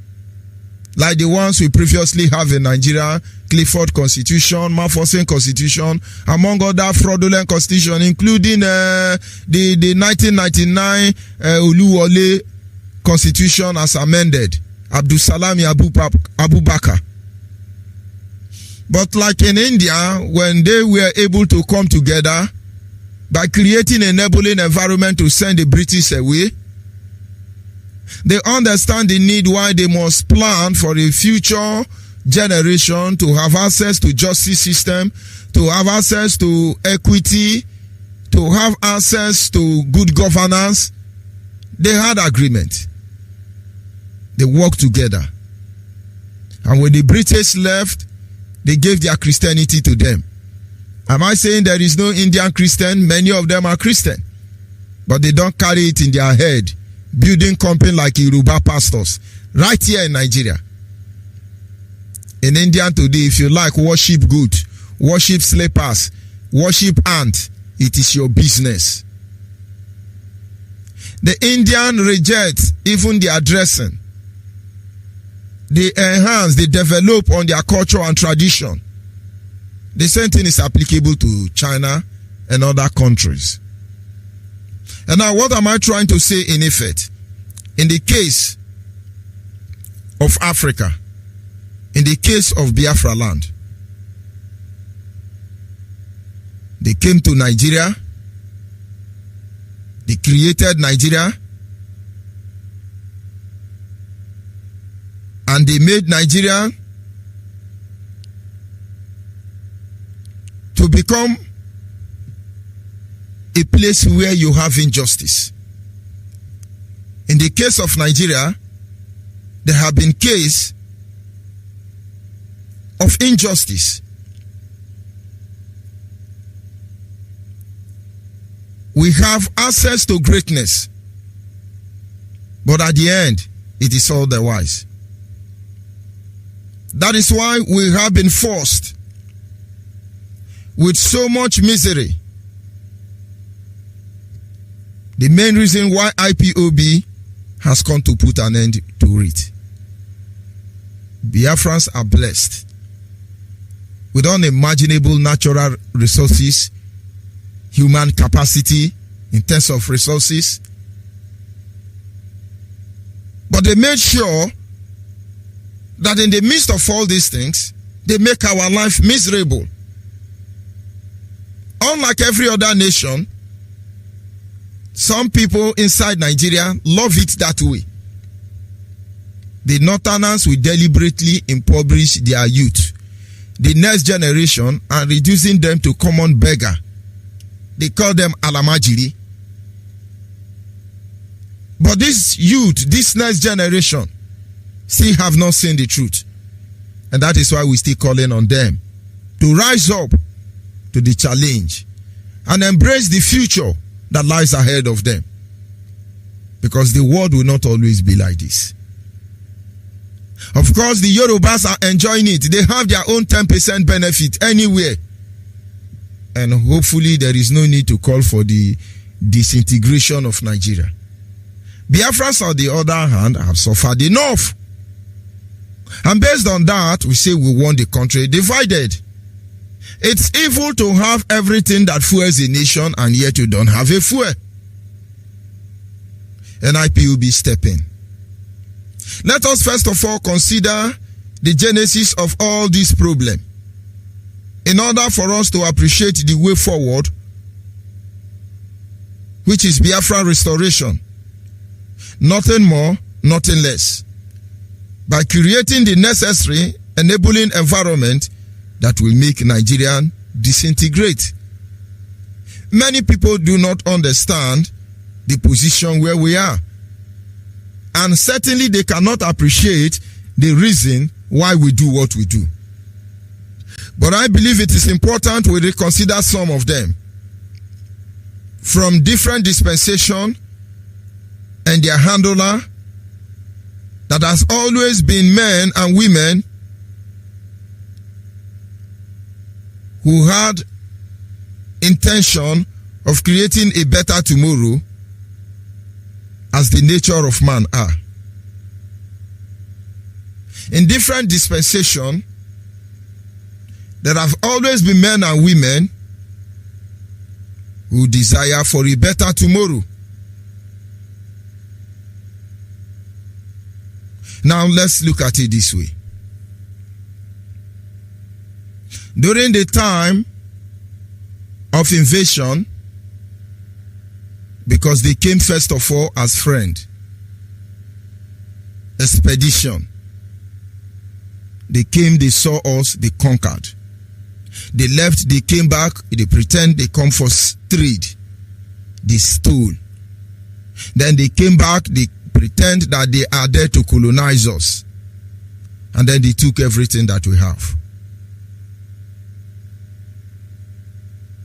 And at the end of the day, they programmed how our life will be. They created this Nigerian we see today. And from there, our life dropped to where it is.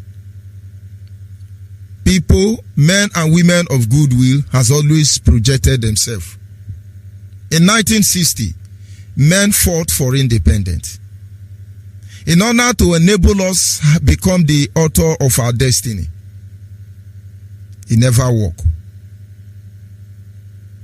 Because the enabling environment for our freedom has not been granted. Still trying to manage the situation, it led to war. The war is over directly, but indirectly, the war is still on. Tonight, I have a simple question to ask us. And then let everyone reflect to this matter. And then maybe you should see reason why every one of us should create an enabling environment for Nigeria to disintegrate, or why we should just continue trying. Maybe somewhere along the line, Nigeria will be good. Number one, why must Nigeria being run based on who know man? Most of you don't know that Nigeria is run by who know man. Who know man. In Igbo language, they call it a mamado. The 11 general claim Nigeria to themselves. And each time Yoruba is defending one Nigeria or Hausa Fulani defending one Nigeria, you simply ask them simple question. Why is Nigeria being run by who know man? If you know man, you have a good job. Most of these governor, most of these senator, most of these founding fathers, you call them, it is their children that will choose where to go to school. It is their children that will choose where to work. Most of them, their children work in the central bank. Most of them, their sons and daughters in charge of the resources in our land. You go and ask Atiku's son. Go and ask Buhari's son. They don't need to go to work. They pay them. They are on lifetime and even death salary. Ask yourself a question. Why will Nigerians be run that way? El-Rufai children, Kwankwaso children, all these governors, their children are being paid. They empower them financially and otherwise to make sure that your own children will be too poor tomorrow to even talk to their children. Why do you think they don't feel bad? They don't even give a hoot or a damn about what you are doing. Because their children have trillions of naira stacked up somewhere for them. And we are all aware of this. Number two, why is it that the justice system is meant to favor a cross-section and to humiliate the others? Why is it that the justice system in Nigeria is meant to protect certain group and humiliate others? Have you tried being to prison across Biafra land? Have you tried being to court with a politician before now? Do you know that the Nigerian judicial system are just there to give justice to the highest bidder? Because the days or process of looking into your matter, during the period of cross-examination, interrogation, or whatever grammar they use, it is a time for negotiation. So when you have money, you can bribe the judges, you can bribe the lawyer, and that is all. And when it comes matters of utmost importance as it affects the people, the judicial system don't respond. And I ask a simple question. Why is it that no Fulani looter, no Yoruba looter, no Hausa looter is in jail, is in detention, is in the custody, or has ever been in custody? Olisemetu is still there. I don't know if they have released Ojus or Carlo. Iburi is still there with them. Many more are under the crutches of DSS, EFCC, and the rest. Can somebody please tell me why the justice system in Nigeria is meant to favor some and then victimize some? Do you know that as we speak, you will not see any Hausa Fulani locked up in the prison? Most of us don't understand what we say. There is an audio online. I had no intention of playing it this evening. But the Nigerian police were exposing a girl supposedly from Bayelsa, a young girl who was caught with a bag of ammunition. They sampled them and they were narrating and explaining and describing. And of course, some of you Biafrans will think that they are doing it with good intention. They're not doing it with good intention.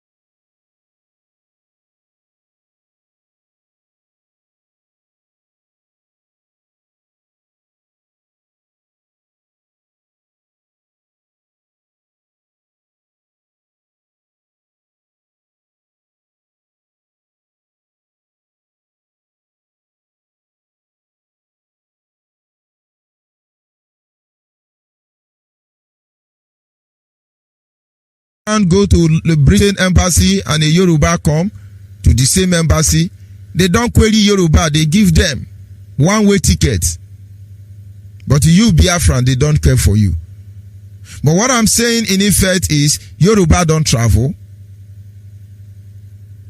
Hausa don't travel, Fulani don't travel.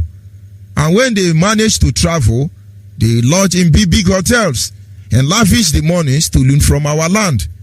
But our people are scattered all over the world, working very hard to mix and meet. When your passport expires and you go to Nigerian embassy, they treat you like a leper.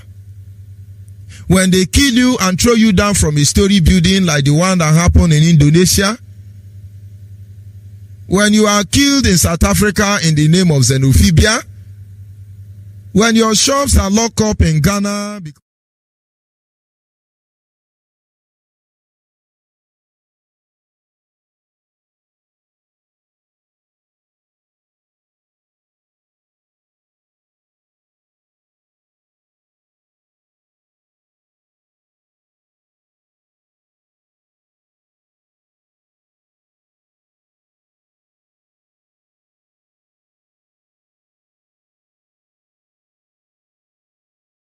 down. We have them across the globe.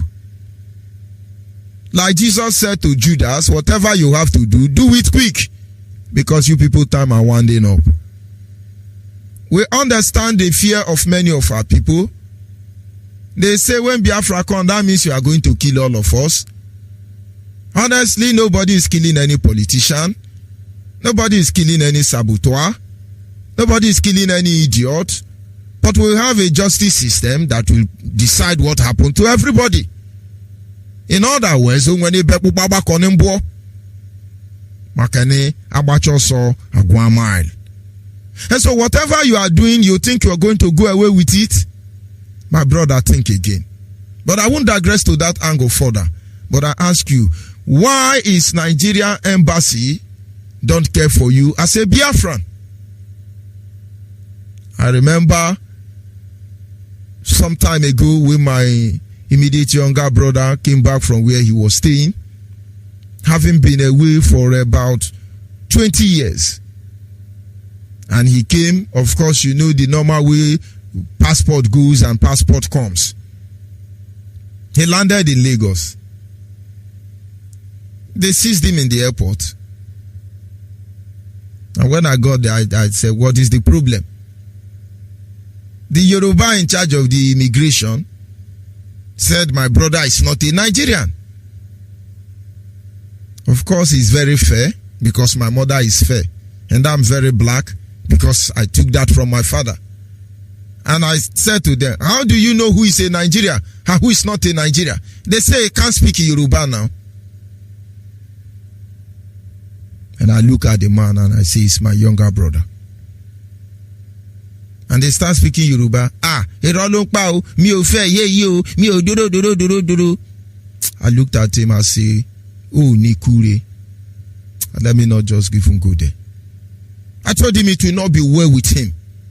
Since we have to speak Yoruba to be one Nigeria, it will not be well with them. This is not Fulani. This is not our sound. We see Yoruba in Lagos, Moritola Mohammed Airport. They are the one which hunting you. They are the one which hunting you everywhere you go as a Biafra. Nigerians are the one which hunting us. Nigerians are the one writing to other countries' embassy to deal with us, or don't you know?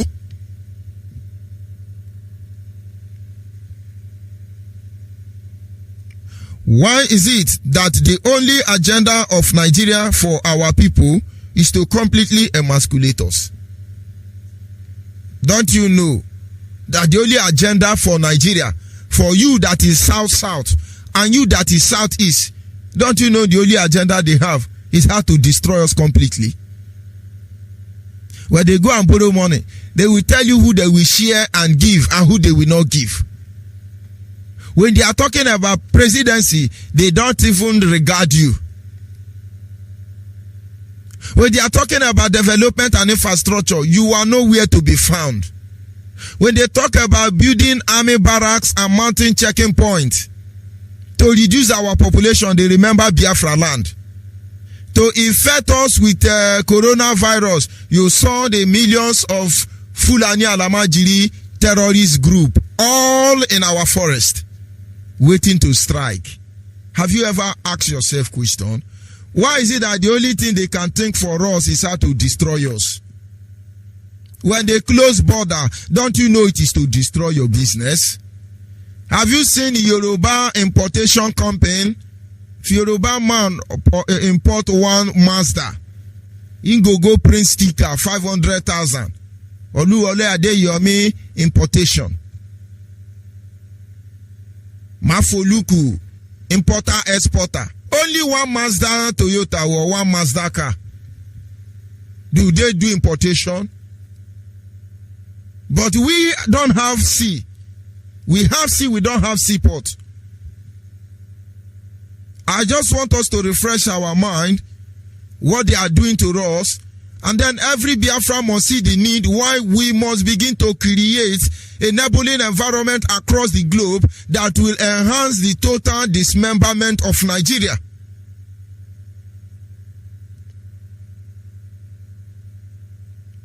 The only agenda they have for us is this. How do we kill them? How do we suffer them? Oh, they are making more money. How do we victimize them? How do we reduce them? We have to put them under check. Let us raise alarm, exposing the evil called Nigeria, so that every of our people will understand our stand when it comes to the issue of Nigeria. As this will enable all of us to work towards Biafra restoration and Nigerian dismemberment. People don't understand. Some don't understand what is happening. They have gotten too used to the life in Nigeria. As we are speaking today, they are killing people in Ebonyi State. As we are speaking today, they are killing people across the nook and cranny of Nigeria. But nobody says anything about it without IPOB. Why? Because they've gotten used to it. And so when they are reading their news that say, oh, 20 people died in Abuja, another 18 died in Anambra, yes, 47 died in Imo, and then they killed another 120 in Taraba, and so on. Somebody will call them and say, no, Taraba own has increased. Then the presenter will say, okay, I just got information, additional 200 have killed. The governors will now come and tell you we are paying herdsmen to stop killing. My brother, their evil will reach you one way or the other. The evil of Nigeria may caught up with you in diaspora, or it may caught up with you here in Nigeria. So what do? You raise alarm. We must expose them. If you do not expose evil men, if you do not expose evil Nigeria, people will hold them by their word and think that they are moral. Nigerian and her handlers are not moral people, and this we must make the world to see. And so that Biafrans can appreciate what we are doing here, and the world can begin to rise up and speak up. In the eras of the League of Nations, they saw something was wrong. They were exposed. The League of Nations fell. They set up the Berlin Conference. They talk about United Nations. But we all know nothing unites inside the United Nations. We are Biafrans and we are still enslaved, trapped in Nigeria with everything we have gone through, with the constant attack we face every day. And yet people want to cover this atrocity. Let me tell you how it works. When you see somebody that is a thief, and you begin to cover who that person is, it may be too late for you that before you will open your mouth and say what you know about the person must have destroyed you. We all know what Nigeria represents: a terrorist state, a Yahoo state, a place where Boko Haram and other terrorist groups are breeded. We all know the truth. Why are we covering it? As a politician, why can't you tell them that Nigerians cannot walk? As a clergyman, why don't you tell them that Nigerians cannot walk and expose their evil? The Bible says, for this purpose was the Son of God made manifest, that he might destroy the work of Satan. How did he destroy the work of Satan? He brought the work of darkness to light. The more you cover Nigerian atrocity with your position, the more Nigeria will kill you. The more you think you are protecting this Nigeria, the more this Nigeria will lead all of you to your Waterloo. What do? Expose Nigeria. It is as simple as that. Let everybody know what is happening in Nigeria, so that on that very day, where men and women will respond to these people, they will understand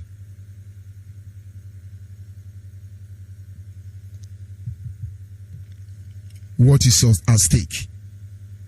And so that Nigeria itself can never survive. I'll be back in a minute.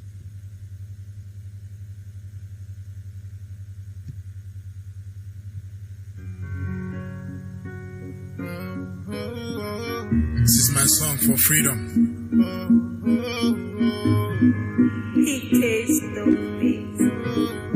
They call me Chris Jokey. Even though I walk through the valley of shadow of death, I fear no evil, for still God is always with me. Yeah, he's always with me. And the sun will rise, my brothers will be coming home. Yeah, we made it through the sun to home. We gave our blood to redeem our land, and the time is too late. So join me, let us get it now. We'll have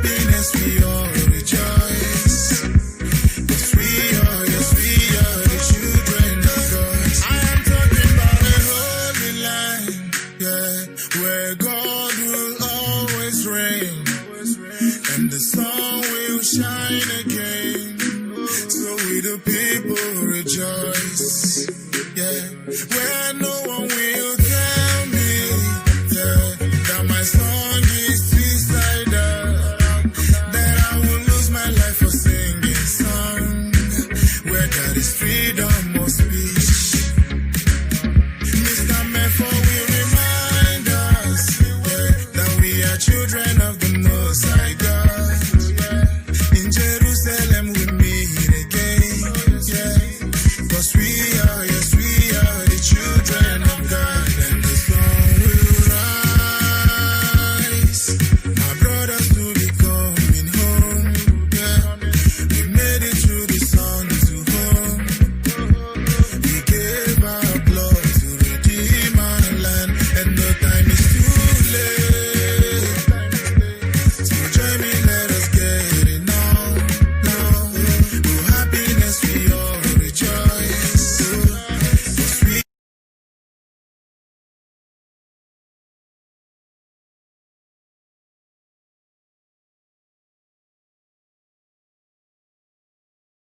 'Cause we are the children of God.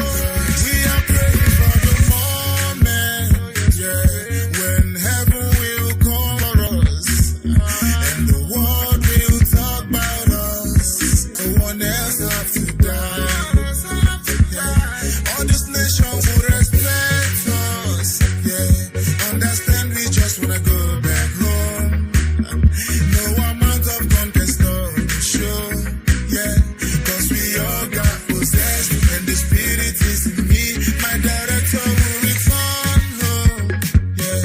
Show us love we used to do before. Beautiful faces that we see again, yeah. We need you, we miss you, and we wait on you.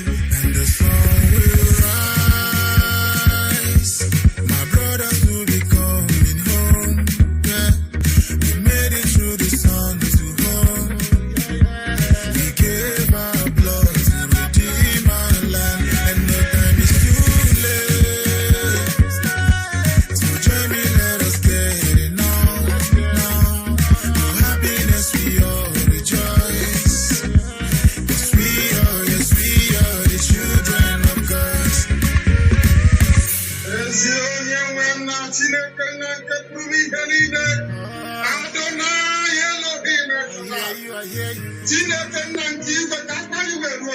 Believe that.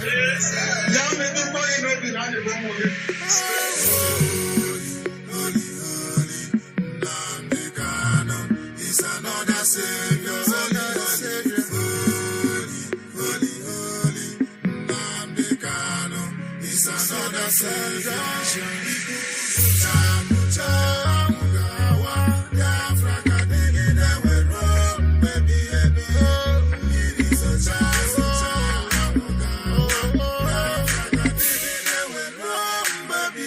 The sun will rise. My brothers will be coming home, yeah. We made it through the sun to home. We gave our blood to redeem our land, and no time is too late. So join me, let us get it now. Oh, happiness we all rejoice. 'Cause we are the children of God. The sun will rise. Made it through the sun to home. We gave our blood to redeem our land, and no time is too late.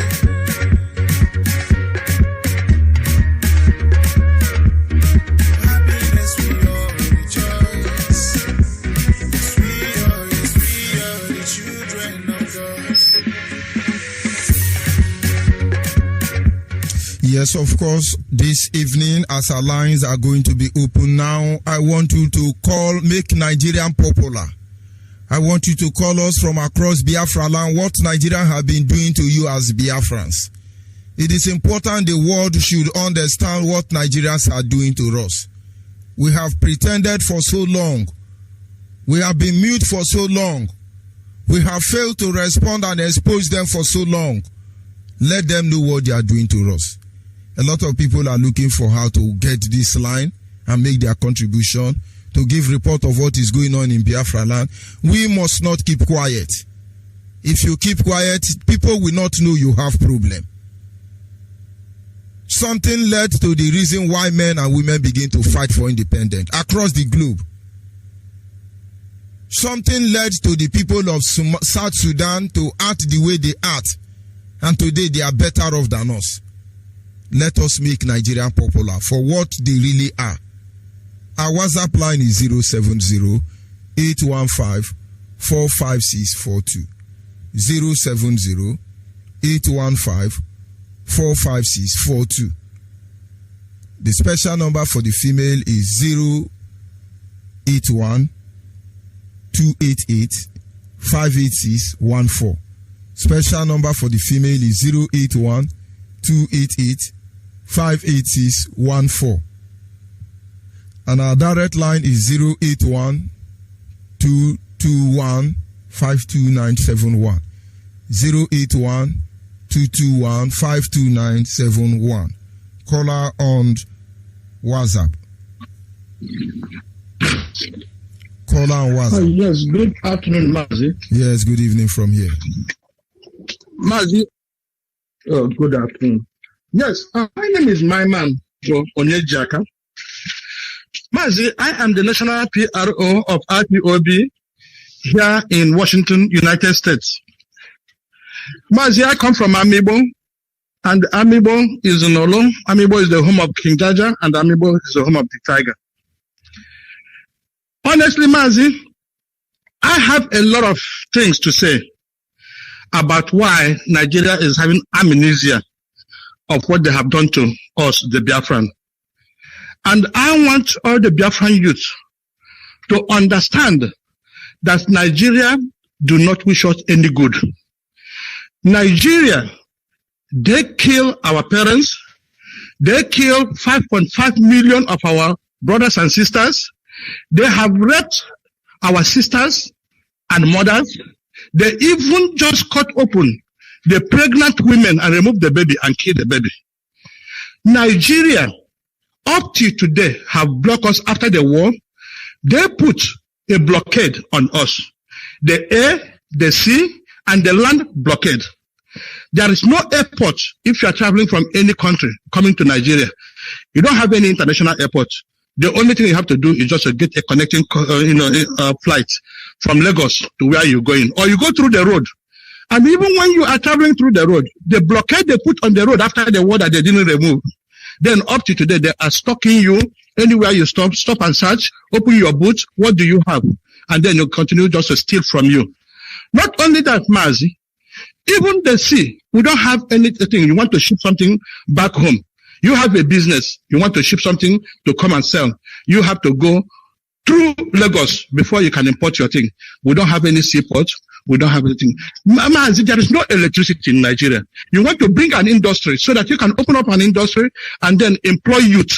There is no electricity, so just power the industry. Mazi, there is no drinking water, simple drinking water. Even the sewage system, then the only thing you have to go is just to open up your own sewage and then everything. Mazi, there is nothing to write home about. Or is it the hospital that you're talking about? The thing that kills us in Nigeria is just the simple thing that can kill an animal on the street. Not only that, Mazi, where is the employment? There is nothing for employment. The only thing they are sharing is the looting and then sharing whatever that is going on. That is the oil money. Even the oil money that they are getting, all our water are polluted. Everything, the oil, everywhere, there is no fish, there is no farm, everything is so destroyed.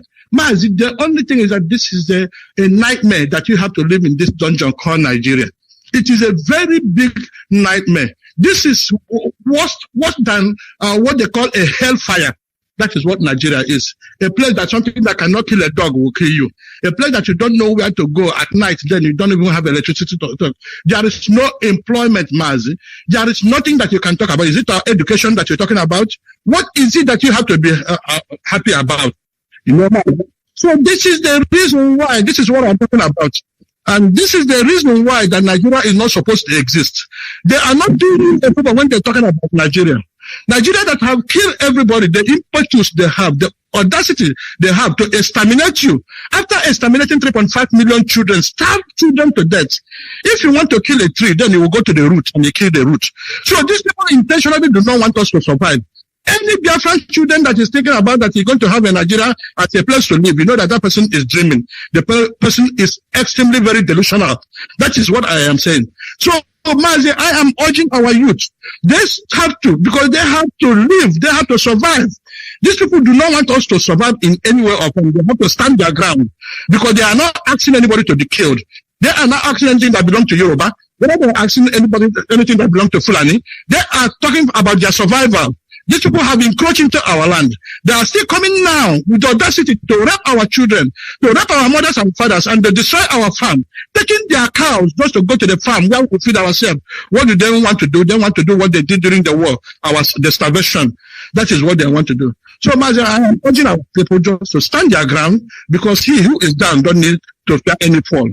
Also, Mazi, I want to tell all the people that are in America who think that they are so comfortable. I am telling them that definitely their burial ground is going to, no matter whoever that is died here, they're going to be brought back home. And all the big nices and nice houses that are building back home, then they should understand then that the Hausa and Fulanis are then occupying it. So what I'm saying in effect is, please, they should just call and then belong to IPOB and join us. They have to go to www.ipobinusa.org, www.ipobinusa.org. But I don't want to take much of your time. Thank you and God bless you. Nigeria must surely split. Ghana splitted into Bangladesh and Pakistan, and India splitted into Bangladesh, Pakistan and India. Yugoslavia splitted. All those countries, Bosnia, they splitted. So Nigeria must surely split. Thank you, Mazi. Bye-bye. Thank you very much. We don't have any reason why we should be in Nigeria.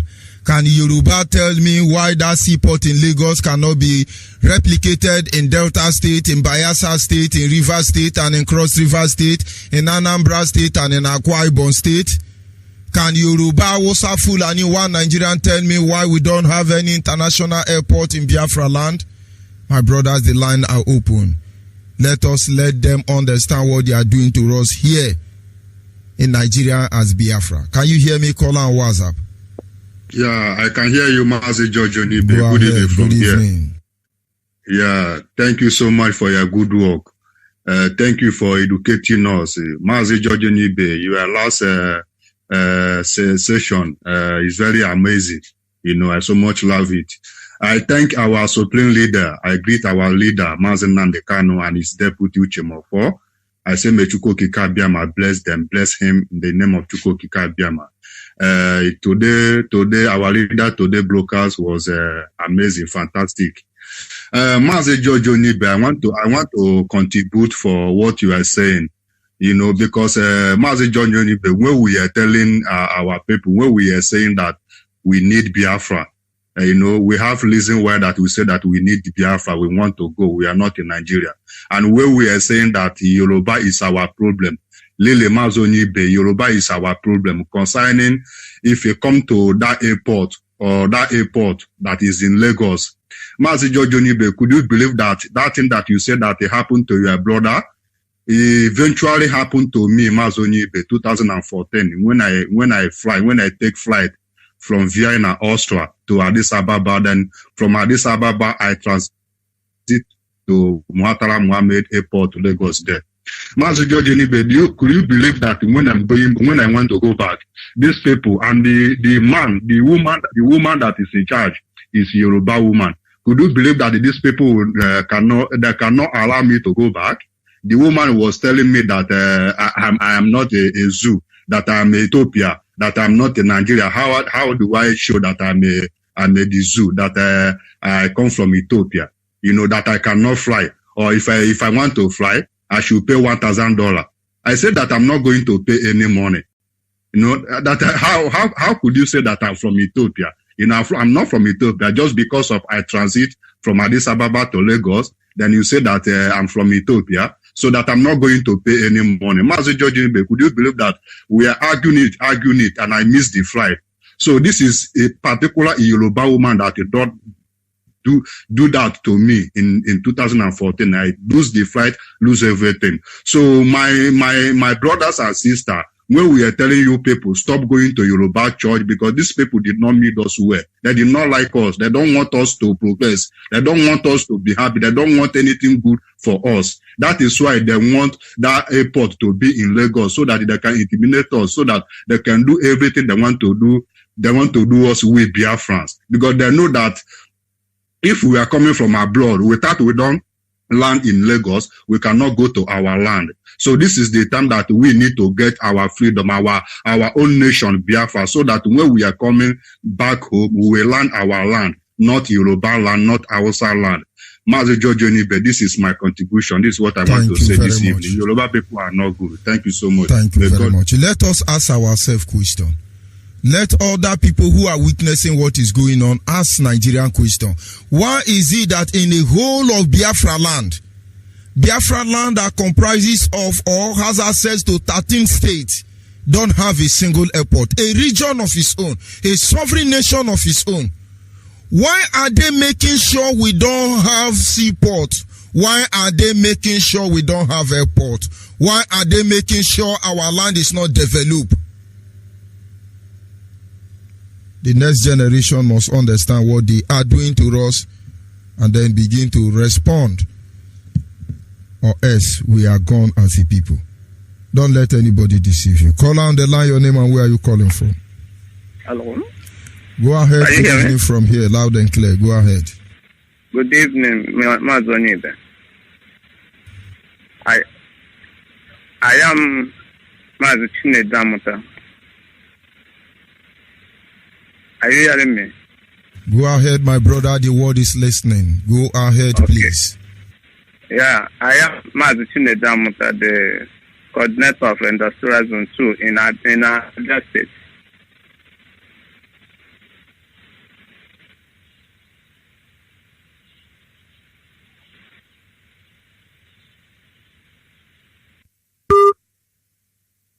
Call on WhatsApp. Are you there? Go ahead. Good evening from here. Good evening.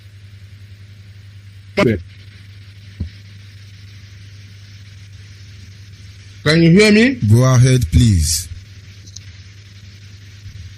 Good evening. Call on the line, your name and where are you calling from?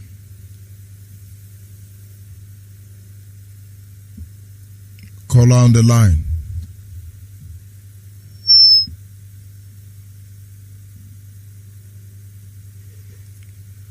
Call on the line, your name and where are you calling from?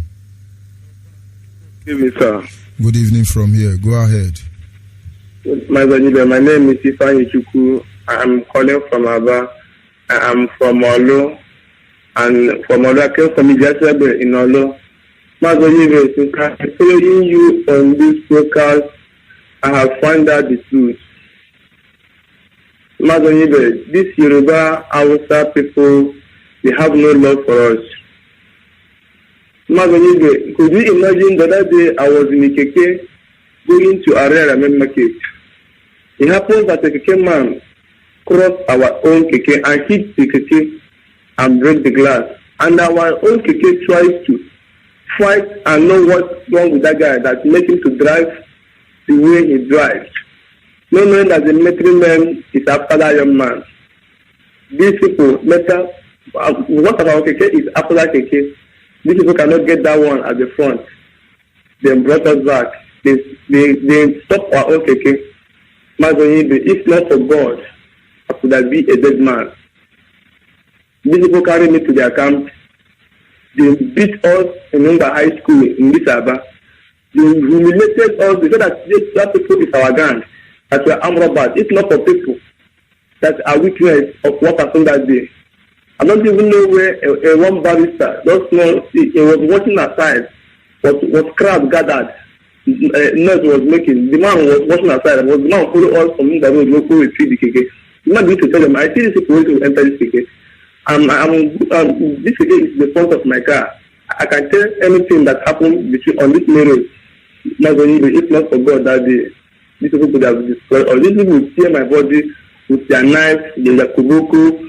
They tell me that am I a Biafran? I say yes. The same thing I can't call my leader and the car to come and bear me in this station as I'm here. This people they beat me. Even in my mind, I said that it's a setup. It's like someone that sets me off. But I let know that in that guiding room that I'm inside, we are up to 20 boys there, and they are all Biafrans. They are all Igbos. No, I was there. No, Yoruba was there. Mazi. If you go to all the prison, if you go to all the police station, if you go to all the dungeon, from DSS to illegal police checking point where they detain our people, they don't do anything to Yoruba. They don't do anything to Hausa Fulani. We are the one they are emasculating, and our people are going to Yoruba church, and they come and do love for me.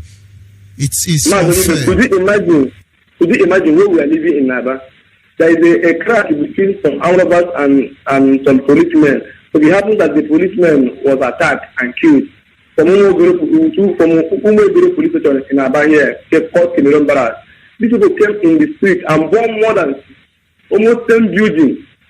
Destroy almost 10 buildings. Say that what of this thing happening here, they will destroy all the buildings. These people scared us. Even many of us love our property. Even Mazi, we love everything that we have. If not from one of those people that is around there once in a while, coming to take control people and to show us love, just to carry on. That these people, they don't want something good. These people, they came with black and black. When you see them, you know that they are armed robbers. They came and then destroyed many buildings. Even those buildings are not repaired now. But they promise that they will repair it. Thank you very much. Because most people don't understand what we say. Most people don't know what we are going through as Biafrans trapped inside Nigeria. British government designed Nigeria so suitable to favor Yoruba, Hausa, and Fulani on the expense of our people. Caller on the line, your name and where are you calling from? Caller on the line, please move away from your radio set.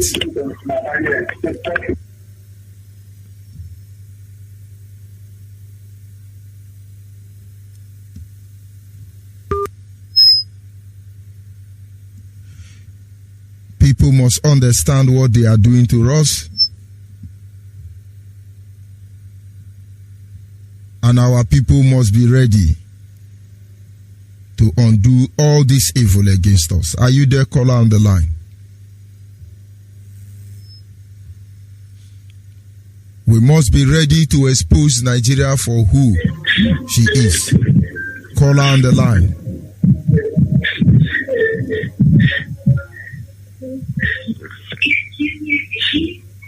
Hello? Go ahead, please. Hello?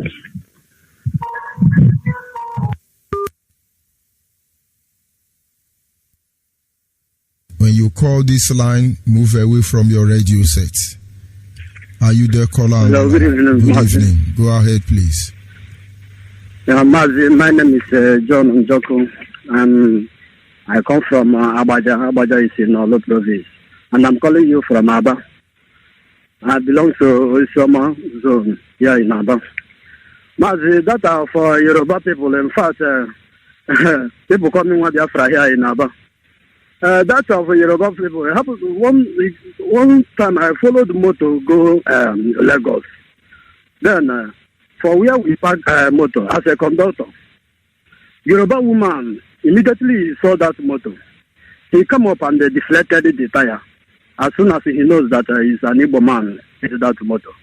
I said, this woman deflected our two tires. I said, she was shouting, telling people, say, we are thieves. See how we come block his shop. I said, wow. You see, those people are very, very wicked, honestly. I thank you, Mazi George Onyeibe. May God bless you. Bless Mazi Nnamdi and his deputy, Mazi Uchemefo. May God bless you.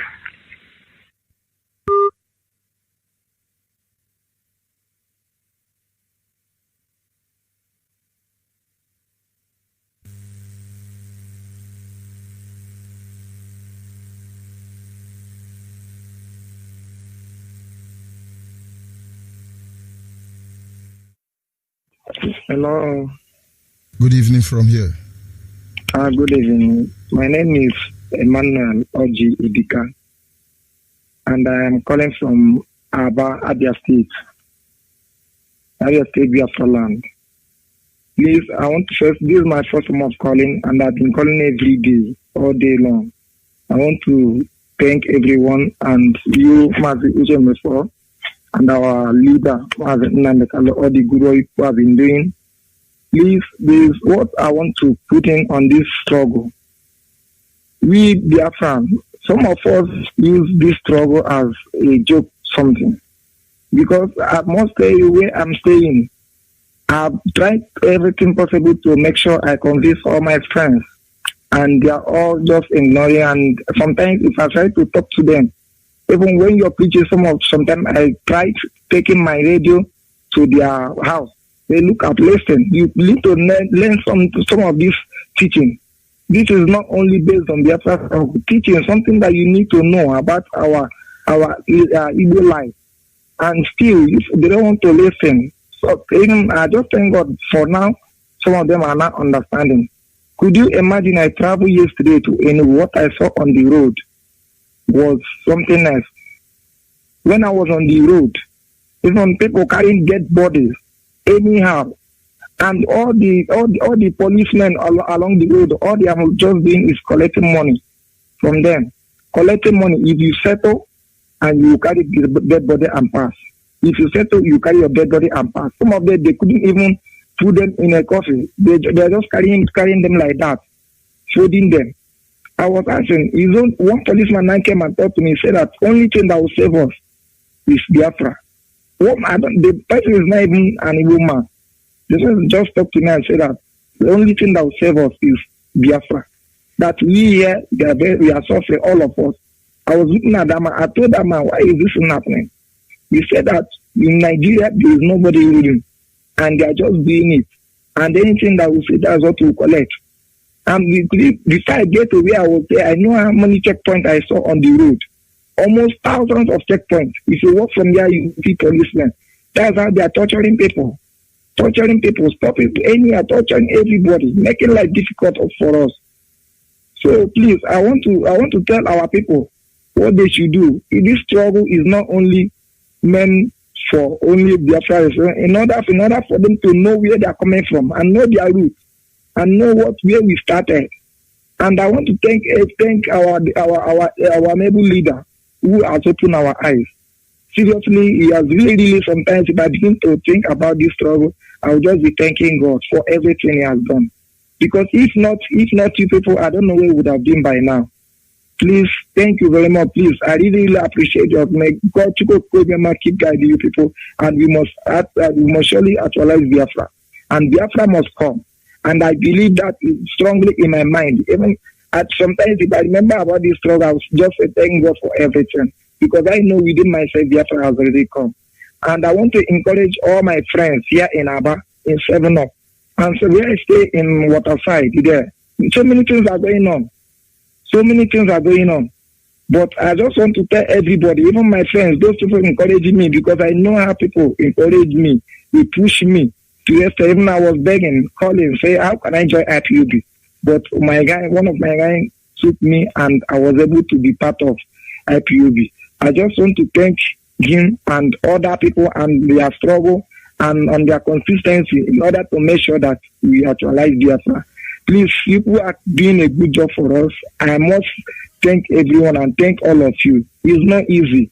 To get a freedom is not easy, but you are really trying, making sure that we actualize Biafra, and it must surely come. May Chukwu program and bless all of you. Thank you, sir. Thank you very much. We must continue. Can somebody please tell me the yardstick through which they measure where you have checking point? Do you know that from Abuja to Kano there is no checking point? But why is it that from Abia to Port Harcourt you have more than 70 checking points? Somebody should please call in and explain these things for us, in case you don't understand why we are doing what we are doing. Caller on the line. Good evening from here. My name is Onyeibe. I'm calling from Indigenous. Mazi Onyeibe, ana m ekele gị na ihe unu na-eme n'anyị. Na-ekelekwe our director Nnamdi Kalu. Na unu mere anyị anyị amara kewe eziokwu ihe na-eme na obodo anyị ala anyị bụ Biafra. Ana m ekele unu ebe ọ dị ukwuu. Mazi Onyeibe na-asị Chukwu okike abịa ma gọzie unu ọpụpụ na mbata unu. Onweghị ihe ọbụla nke ga-eme unu tutu anyị nweta Biafra and Biafra ga-abịakwa n'ala Igbo site aha Chukwu okike abịa ma. Thank you very much. Isiokwu m ọzọ m na-ekwu na ụmụ Igbo anyị ndị Biafra ha ekwesịghị ibilite n'ụra mara nke na-ama because na nwatakịrị nọ n'ala Igbo ala Biafra ugbu a amarala ihe wee eziokwu. Onye ọbụla ekwesịrị ibilite n'ụra mara ihe na-eme. Ndị Fulani ejula ebe niile na-amanipulate but ihe m na-ekwu na ike ga-agwụ ha na enweghị ihe ha ga-eme anyị ga-adị ndụ hụọ Biafra nọrọkwa na Biafra, ụmụ anyị anọrọ na Biafra hụkwa Biafra.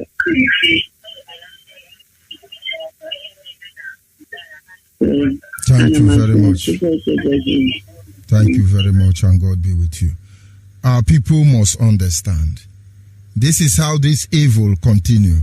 And if you don't expose them, they continue doing it today. Across Europe, they see you as a black person, as a criminal, across the globe, because we are not speaking. Yoruba, Hausa, Fulani, Nigeria is part of your problem. If you are a black person anywhere in the world, this is one bitter truth. Because in Biafra, Africans died. Are you there, caller on the line? Mazi Onyeibe. Good evening from here, Monitoring Spirit. Go ahead, please. Mazi Onyeibe, do Chukwu okike abịa ma dịrị gị. Ya anyị dị mma n'ezie, ya anyị mara mma Chukwu, ya anyị dị ebube ọbụdogwu na Chukwu okike dị mma n'ụtụtụ Chineke mara mma n'abalị Chukwu abịa ma bụrụ na mbodogwu na ebe ọ masịrị gị Chukwu okike abịa ma tikere ihe niile kere eke mana adịghị onye kere gị na ị ga-ewedatara anyị n'elu ụwa onye nzọpụta mgbe anyị nọ na mkpa. Dede Nnamdi Kanu, the savior of the world. Let me stop here. Nehemiah chapter 5. Nehemiah chapter 5. Are we not oppressed? Yes. Olóòtú obodo a na bụ Nigeria wọkụ mmụọ gasị na ọnada ata ahụhụ. Where is that person? You are a professor, you are a bishop, you are a... Because you don't want to suffer here in Nigeria, that is why you fly. Yeah. You are in America. If you are not, but they refuse to give me visa. They know that if I enter there, I will be great. They put me able to go to Canada and say, my son, you must be here until this time. And that is why I am here. Okay, to go to far, one for more. If you know you love your life, Biafra is your life. Come out. Don't hide yourself. Oh, yeah. Any community in Biafra land that is not showing up in Biafra nation, shame to you. And the children na mara mma pụwama ọkwani kuno na mba dere mbari ụkwado onye nne ala ụmụ ọwa no etem kom kataweyo ogbugbo ọbụ na ekete instrument alụkwu ịkwado onye kom shata iwe onye obodo iwe onye kaka jesi Biafra gị anyị jikere na ejike atụmọta eto wara obodo ebe Biafra akụ ịhụrụ Biafra eke people ndị ọfọdụ otu ya kere if Biafra come, if you want to worship God, no problem. If you want to worship your Jesus, no problem. But Biafra is a religion. That's a people. One guy kind of when you feel the nigga bed at Biafra, do it here. We are here. We know we are fighting against calculus and the like. You don't know. Nigeria, we are welcome more. Church, I come to church. I don't know. On the fish, I Mazi Onyeibe there. What to say happen on the phone? We are talking about tomorrow's situation. At about 72 hours, non-stop. The sky will change to darkness. Then you will not see. I think Biafra. Let it just come by vanity. I will start respect yourself and go your way. Fulani, You are not the same with Biafra. Yoruba, is it not true? Don't you have eyes? Don't you have eyes? We are just waiting for our leader to prepare the whole thing. And my beloved father, still expect you, my beloved father, Donald Trump. The power is given to you, and you are ashamed of the power. Our leader has accomplished everything in that self-determination. Somewhat trouble. We are different from this idiot. Some people that have the heart to open somebody's womb and bring human beings there and to kill the woman. Very useless idiot. You say you want us to live because and Biafra, listen, you are a scientist, you are a professor, everything. Why are you there? Come back home and organize their and now you do panic. Can you know your job? Okay, we are in the but I know. Mazi who doesn't go campus to Gamaka, and they're going to Niki at the Mama. I said, they're going to say how and they said they will have a winter. Oh, no, black. Almost last time I want to come to you. Now, let me say, second Maccabi, chapter 7, guys, check it. A woman is there, encourage his children to fight it to the last. To make sure that they get to go to cat. I don't know now. If I know yet, on the HM, over the Yoda, okay, we have the power to bring rain down and the power to save it. And you're seeing it. We have the power of Amazon. Yes, and you're still talking with us. I don't like to be a fragile. I call him Mandobony Mandata Mandaba. I call my hair for. I don't like to form a phone. Oh, so cool. Don't go so cool. And I had a match to watch it. I'm not doing the business so much. Biafra will do that. Even if you want to keep down and they have to go. But all that about Nana, you don't get touch. But I say, and about Garaka, Biafra, oh no, look at what you say. Mazi, I tell I hope go. Oh, yeah, Biafra. Thank you very much. People may not understand what we are seeing here, but whether you understand or not, the truth must Good evening, sir. Good evening from here. Go ahead, please. Sir, I want to greet you and my husband wants to talk to you, sir. Go ahead, please. Okay, sir. Hello, good evening, sir. George Onyeibe. Good evening from here. Go ahead, please.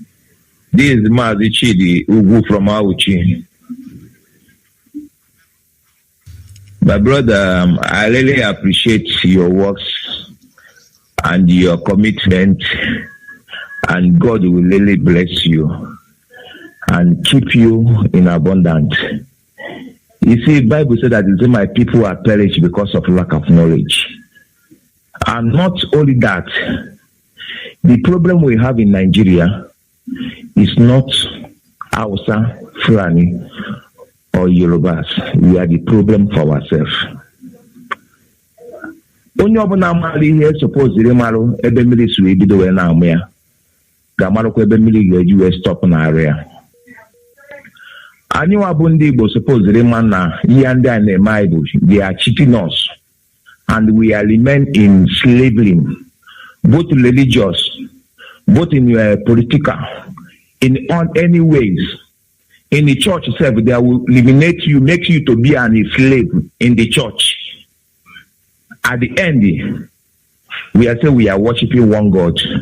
We are one Nigeria. We are not one. The best way for us to divide this country, either in peace or in pieces. If your Yoruba man preaching the gospel of Jesus for you does not have love for you, that religion is useless. You don't need to accept it.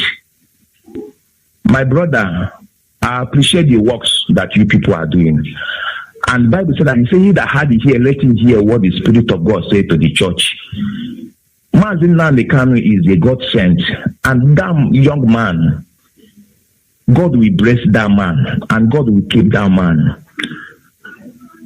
Why I believe in that man? Because there is a prophecy over years concerning that young man. And that prophecy must surely come to pass.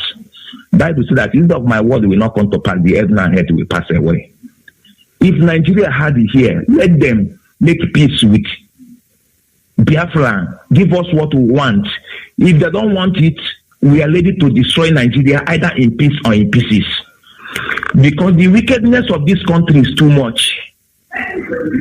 In Lagos State, that brought a vehicle from all the way from abroad.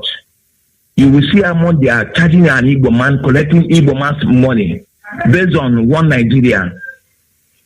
Is this supposed? My brother, this is what I am expressing. That is what I am telling you. Nigeria, let me tell you the truth of the fact.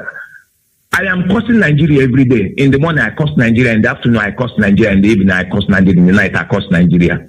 Nigeria will not see light because it's a wicked country. Nigeria, they love destruction more than something good in life.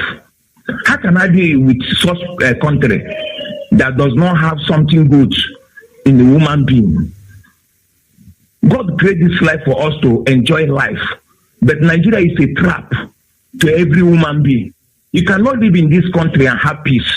You cannot live in this country and have security. You cannot live in this life and have a very free life as a human being. Everything in Nigeria is destruction. Your children, you will suffer to train your children. You will suffer to train your children. At the end, your children will not see light. You are expecting that this country will go good. I curse Nigeria in the name of Yahshua. Nigeria will not see good. My brother, if the Nigeria want to break with this night, let him break. Because this country is a disease. When they are talking, Nigeria is more than a virus. Coronavirus is more worse than coronavirus. Nigeria cannot see good. It is a country that can never see good in life. Let them destroy this country, because if they do not destroy this country, God will destroy it by himself. And if God will destroy this country, he will destroy this country completely. Now the kind itself is a joke that is telling Nigeria that let them come and discuss. You don't need to do, because it is a mandate that God already made it openly that he will destroy this country. Whether no man on this earth will stop it. Nnamdi Kanu is a leader and is a direction to us that when you make a decree, anything that come out from his mouth, God will utter it. Nigeria can never see good. I pray that Nigeria will destroy and they can never come to good. By the name of Yahshua. My brother, God will bless you and God will keep you. The 2 minutes or 3 minutes discussion with Biafra Radio Biafra, it's not enough for me. But what I have to say that Nigeria can never see good, because those they call themselves pastors, they are seeing something good.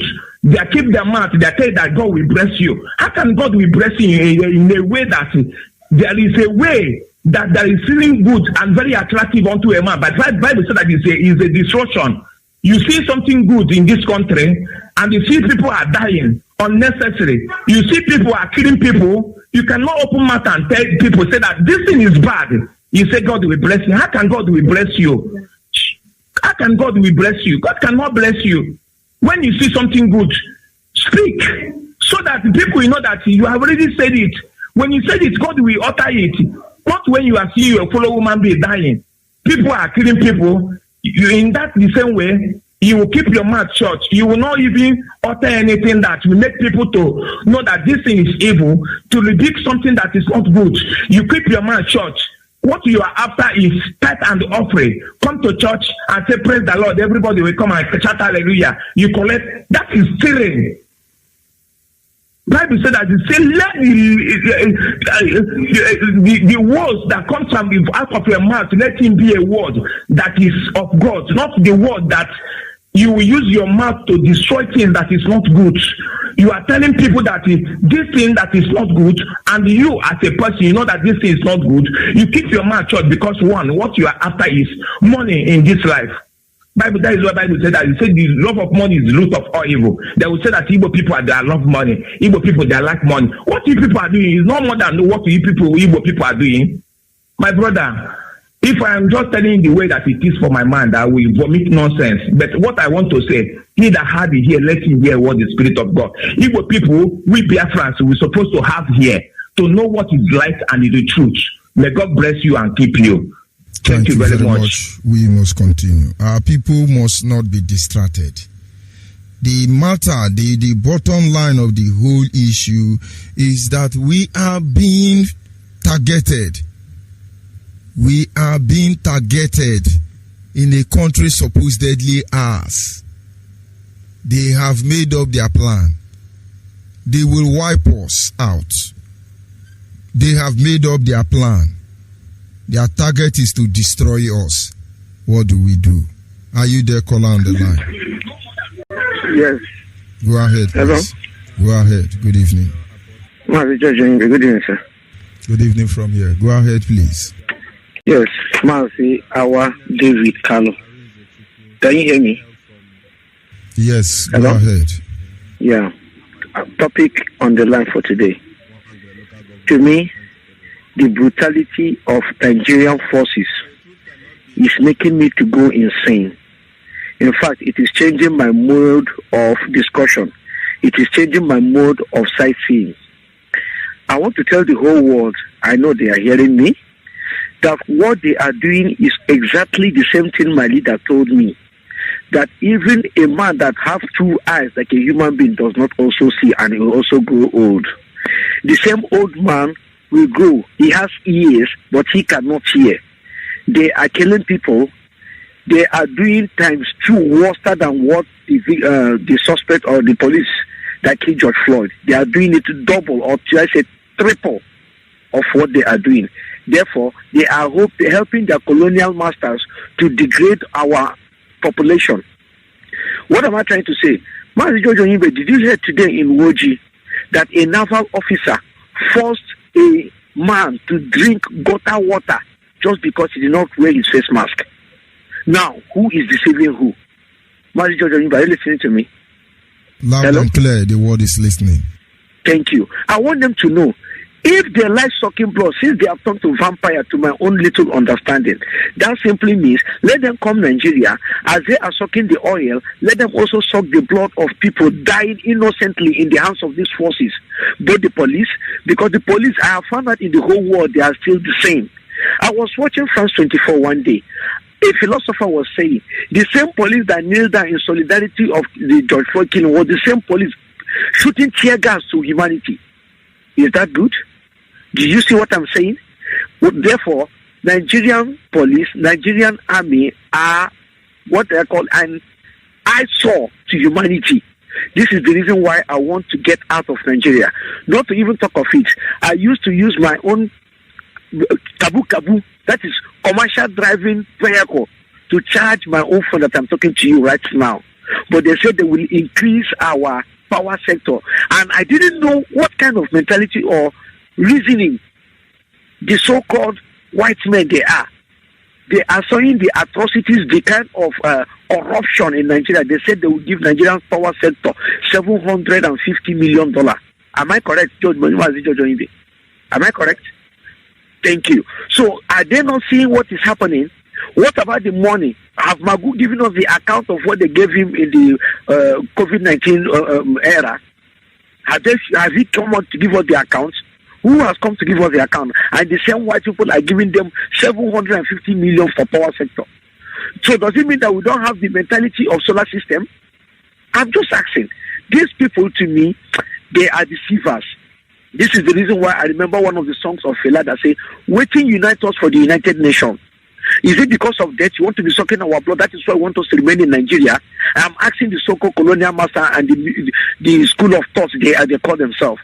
To me, if I happen to be in the land of Biafra, to me, had it been I'm the only one in the land of Biafra, I would never allow even a single white man to come inside that land. Why? Because I see them as the second devil here on earth. Openly. Why? Because they came to steal, kill, and destroy my ancestral land. That is the land of Biafra. These are the characteristics of the devil in which they are participated here in Africa. Not only in Biafra, like our leader have said already. So, Mazi Jojo Onyeibe, I want to give my brother a chance. If not so, I have a lot, trillions reasons why I need to disintegrate myself from Nigeria. That's why I need Biafra exit. In the mighty name of Chukwu Karima, I know that Elohim will give it to me. In the mighty name of Chukwu Karima. Thank you, Mazi Jojo Onyeibe. He say, thank you very much. Biafrans across the globe, you must raise alarm against Nigeria. Of course, not false alarm. Alarm of their evil. This is how they begin. Very soon, they are recolonizing our children inside Yoruba church. And people cannot see this danger. Colonial masters came and recolonized your children inside church. And when they left, China is coming to recolonize your children in the name of teaching them Jido and Taekwondo. And many more are going. We cannot be careless about the next generation and their future. Are you there, caller on WhatsApp? George Onyeibe. Mazi George Onyeibe. Good evening, sir, from here. Go ahead. Mazi George Onyeibe, the fearless lion with a limitless life. Mazi George Onyeibe, we appreciate you. We appreciate all the work that you are doing for Biafra, for the restoration of Biafra. We appreciate you, Mazi George Onyeibe. We appreciate your family that allow you to be doing all this day, morning, and night. We appreciate you. I appreciate our leader, Martin and Okukano. According to Mazi Kiroroke, all protocols are observed. I appreciate our deputy, Mazi Uche Mefo Moki Kenazu Amwana. I appreciate all the principal officers. Those who are bringing us good news day and night. I bless the day I discovered Radio Biafra. I bless the day I discovered your voice, because my life has never been the same since then. I am so appalled at Jim Wobodo. Jim Wobodo seeking what? So appalled to read that he's seeking 2023. Now, Josie, say, where are these people's brain? First Chronicle chapter 12 verse 32 said that we should be like children of Issachar. The children of Issachar that understand the timing. These are our elders that should be telling us what to do. Because the children of Issachar told Israel what to do. And these are the people drawing us back. Jim Wobodo. Imagine. Jim Wobodo with Ohanes and Doshin and Dama. Kneeling down and begging the Fulani for 2023. Oh, Aquagorum.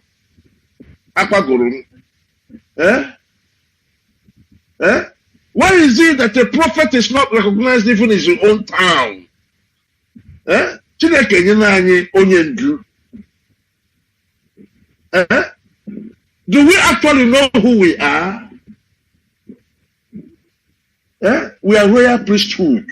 This is why these people are chasing us all over the place. We are peculiar people. Very peculiar people. That is why they don't want us to be. You know, Nigeria doesn't want us to be. Hausa doesn't want us to be. Yoruba doesn't want us to be. International community doesn't want us to be, because we are peculiar people. I pray that God should open all Biafrans' eyes for them to know who they are. We need to know who we are. That is why these people are chasing us. And look at what God is doing now. How do we know that the hand of God is in this, it's in Biafra? Everything that Onyeibe have said have come to pass. He told Tinubu, you're not going anywhere. Omeha. It has happened. Everything this man have said have come to pass. You know, I told people to stop criticizing him, because once he's under that microphone, he's under the anointing of God. And you only need to look at him. The way he shakes, he's heavy anointed. When he's on, just look at him when he's under the microphone. If you can see him physically, the way he shakes, the anointing is too much for him to carry. People should stop criticizing him, Mazi. You know, any Biafran that is not, keyed in to what is happening, to discerning the times we are in now. The times we are in now is prepare and borrow everything from the Egyptians, get ready for Exodus. That is the time we are in now. And those men there are actually, looking for 2023, looking for how to patch Nigeria. Elohim will destroy them. I will consume them. We are going home. And Onyeibe said, this year, I listened to the caller, what it will be like for the flight to come in, Biafra. Many people will shed tears that day. Many people will just, kiss the ground of Biafra airport that day. We have suffered. As you rightly said, we have suffered.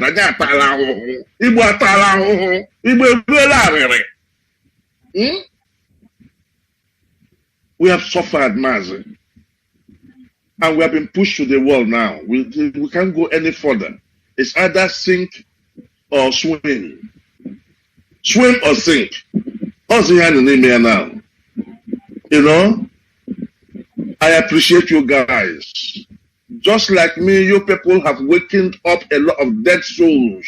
We Biafrans, before IPOB and Mazi Nnamdi Kanu and you guys came up, we were walking like dead souls. Dead souls. Many people ran away because they can't stand it. They can't stand the injustice. They can't stand the marginalization. Imagine somebody with 2 points in your admission, but you with 130, 150, you don't get admission. Employment, the same thing. How much more do we want to be treated for us to know, for us to just, speak in one voice and know that it's time to break away? There's nothing Nigeria offers anybody.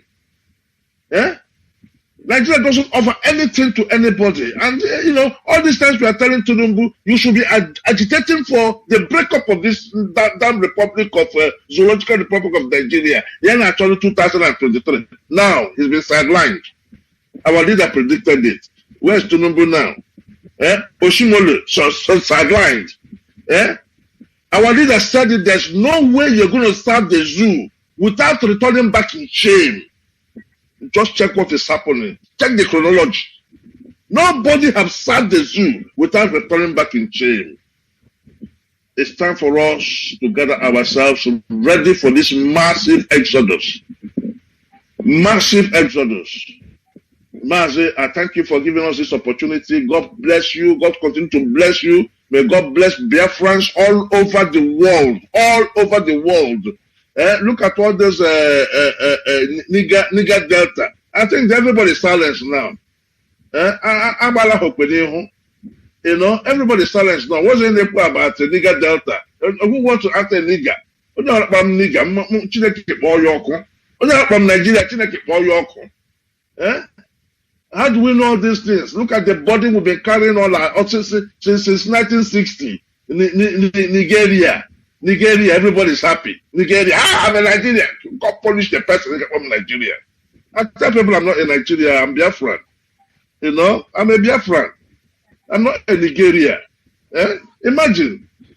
Person has been carrying costs. We have been all been carrying costs since 1960. And now, Joe, why is things not working? Why can things work with such a name? Darkness. How can things? In fact, the people that should be agitating more for this breakup of Nigeria should be the people, the Niger Deltas, that were the Niger Deltas. They are the people that should be agitating more to be set free. Look at water is polluted. The fishing they used to be dependent on, no more. All the fishes have died. The water they're shooting, that's the water they're cooking, that's the water they drink.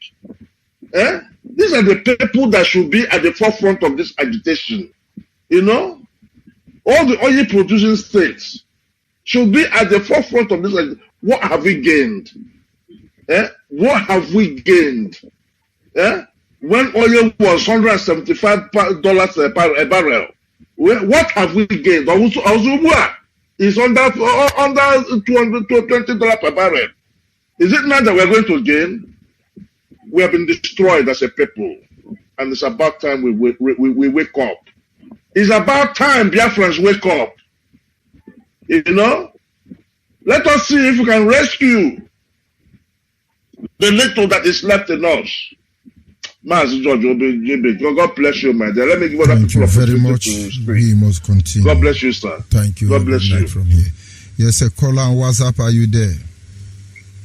Yes, Mazi George. Good evening. Good evening. Go ahead, please. Yeah. Good morning to all Biafrans all over the world.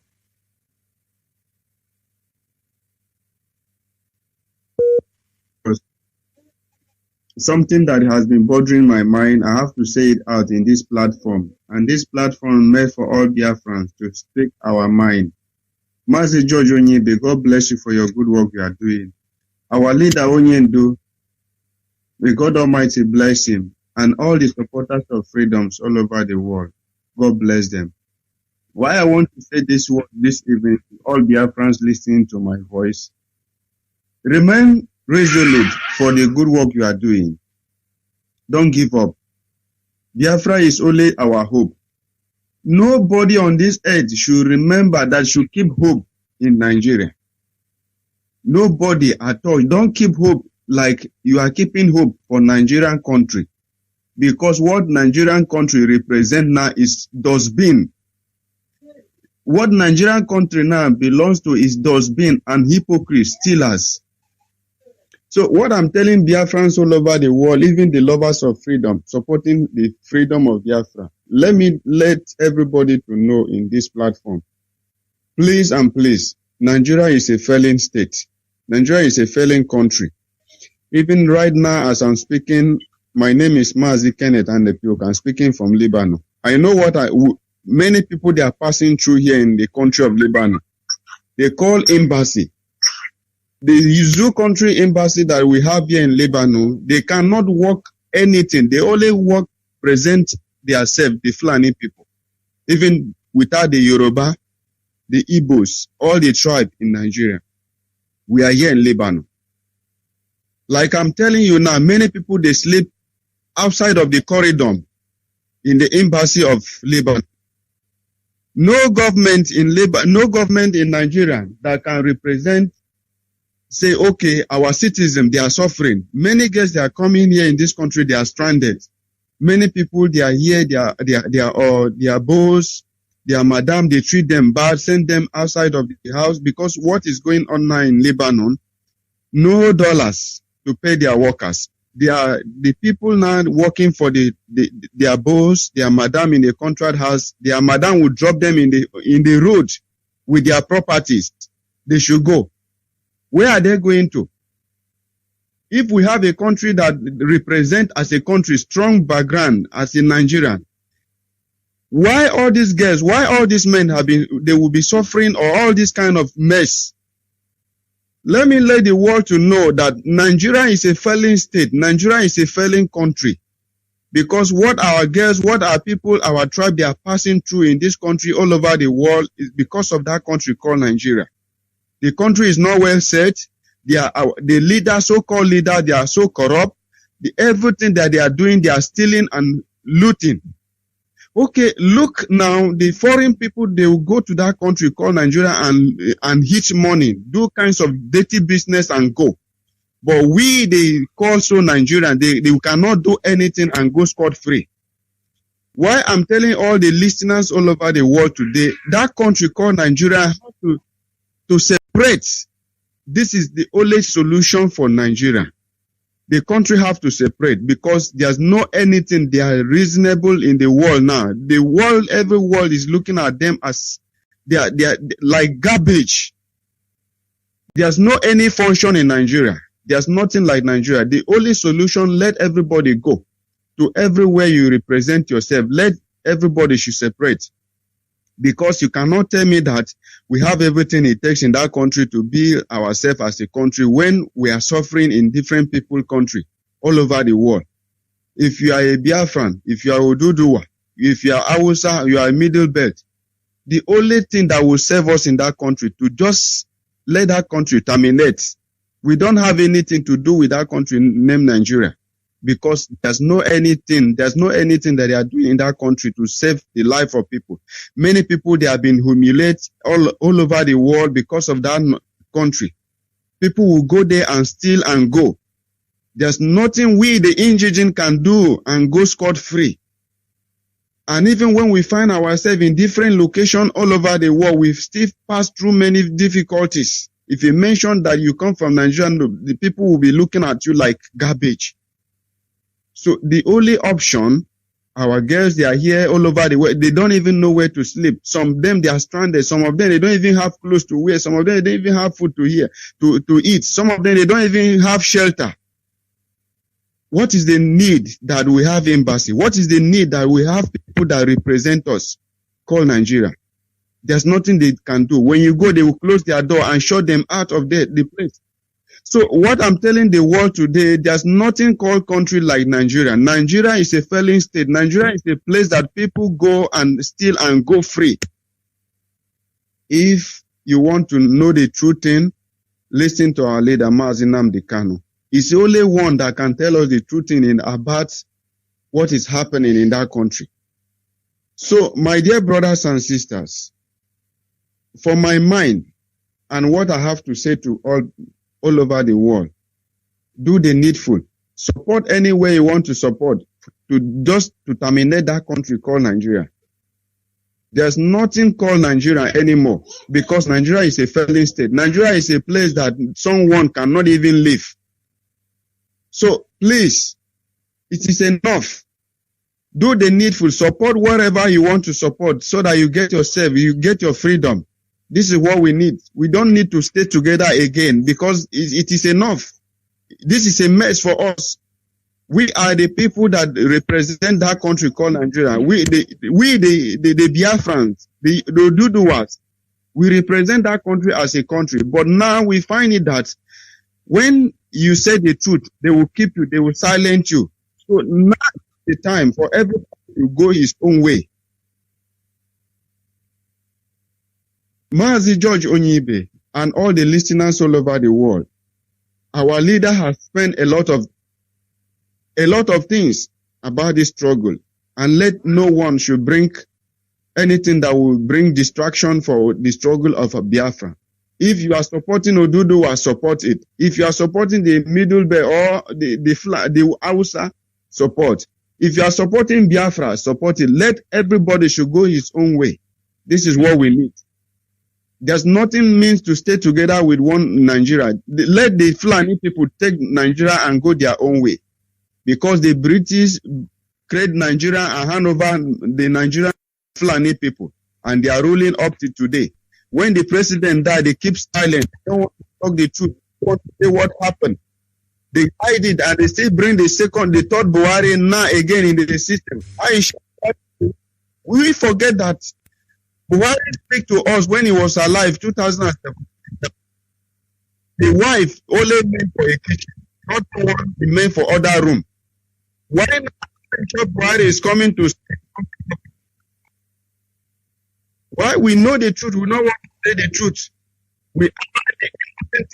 They are dying in silence. Thank you very much. Thank you. So we have to make sure that we support for every way we want to support for the situation of that country. Our people are suffering. Many people are dying in hunger. Many people they are dying in silence. Many people they don't even have shelter. Thank you very much. Mazi George Onyeibe, God bless all Biafrans and all the lovers of freedom. Anybody that wants to be free from Nigeria, let she or him to support and get himself free from that country. Thank you very much. Because there's no any help from Nigeria. There's no any help at all. This is where we draw the curtain for this evening segment, and I must tell you, we must create the enablement environment to dismember this zoo called Nigeria. Biafrans, you have pretended enough, you have gone to Yoruba church enough, some of you are Muslim now, you've done everything to make it look as if it's well, but it cannot be well inside the well. Everybody must open their mouth and report the atrocity of Nigeria to the global community. Not as if they are going to do anything. but because we are going to do something. Be rest assured. I want to appreciate those of you who were able to call in during this program. Apology to those that cannot take their call now. Of course, I will be signing off from here, and in a few hours from now, we'll still be back. Be good, be Biafran, be focused. Remain focused and resolute. Our destination is Biafra. There is no middle ground. It is Biafra or Biafra.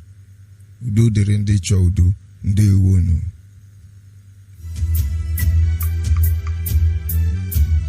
This song is dedicated to the victims of this genocide.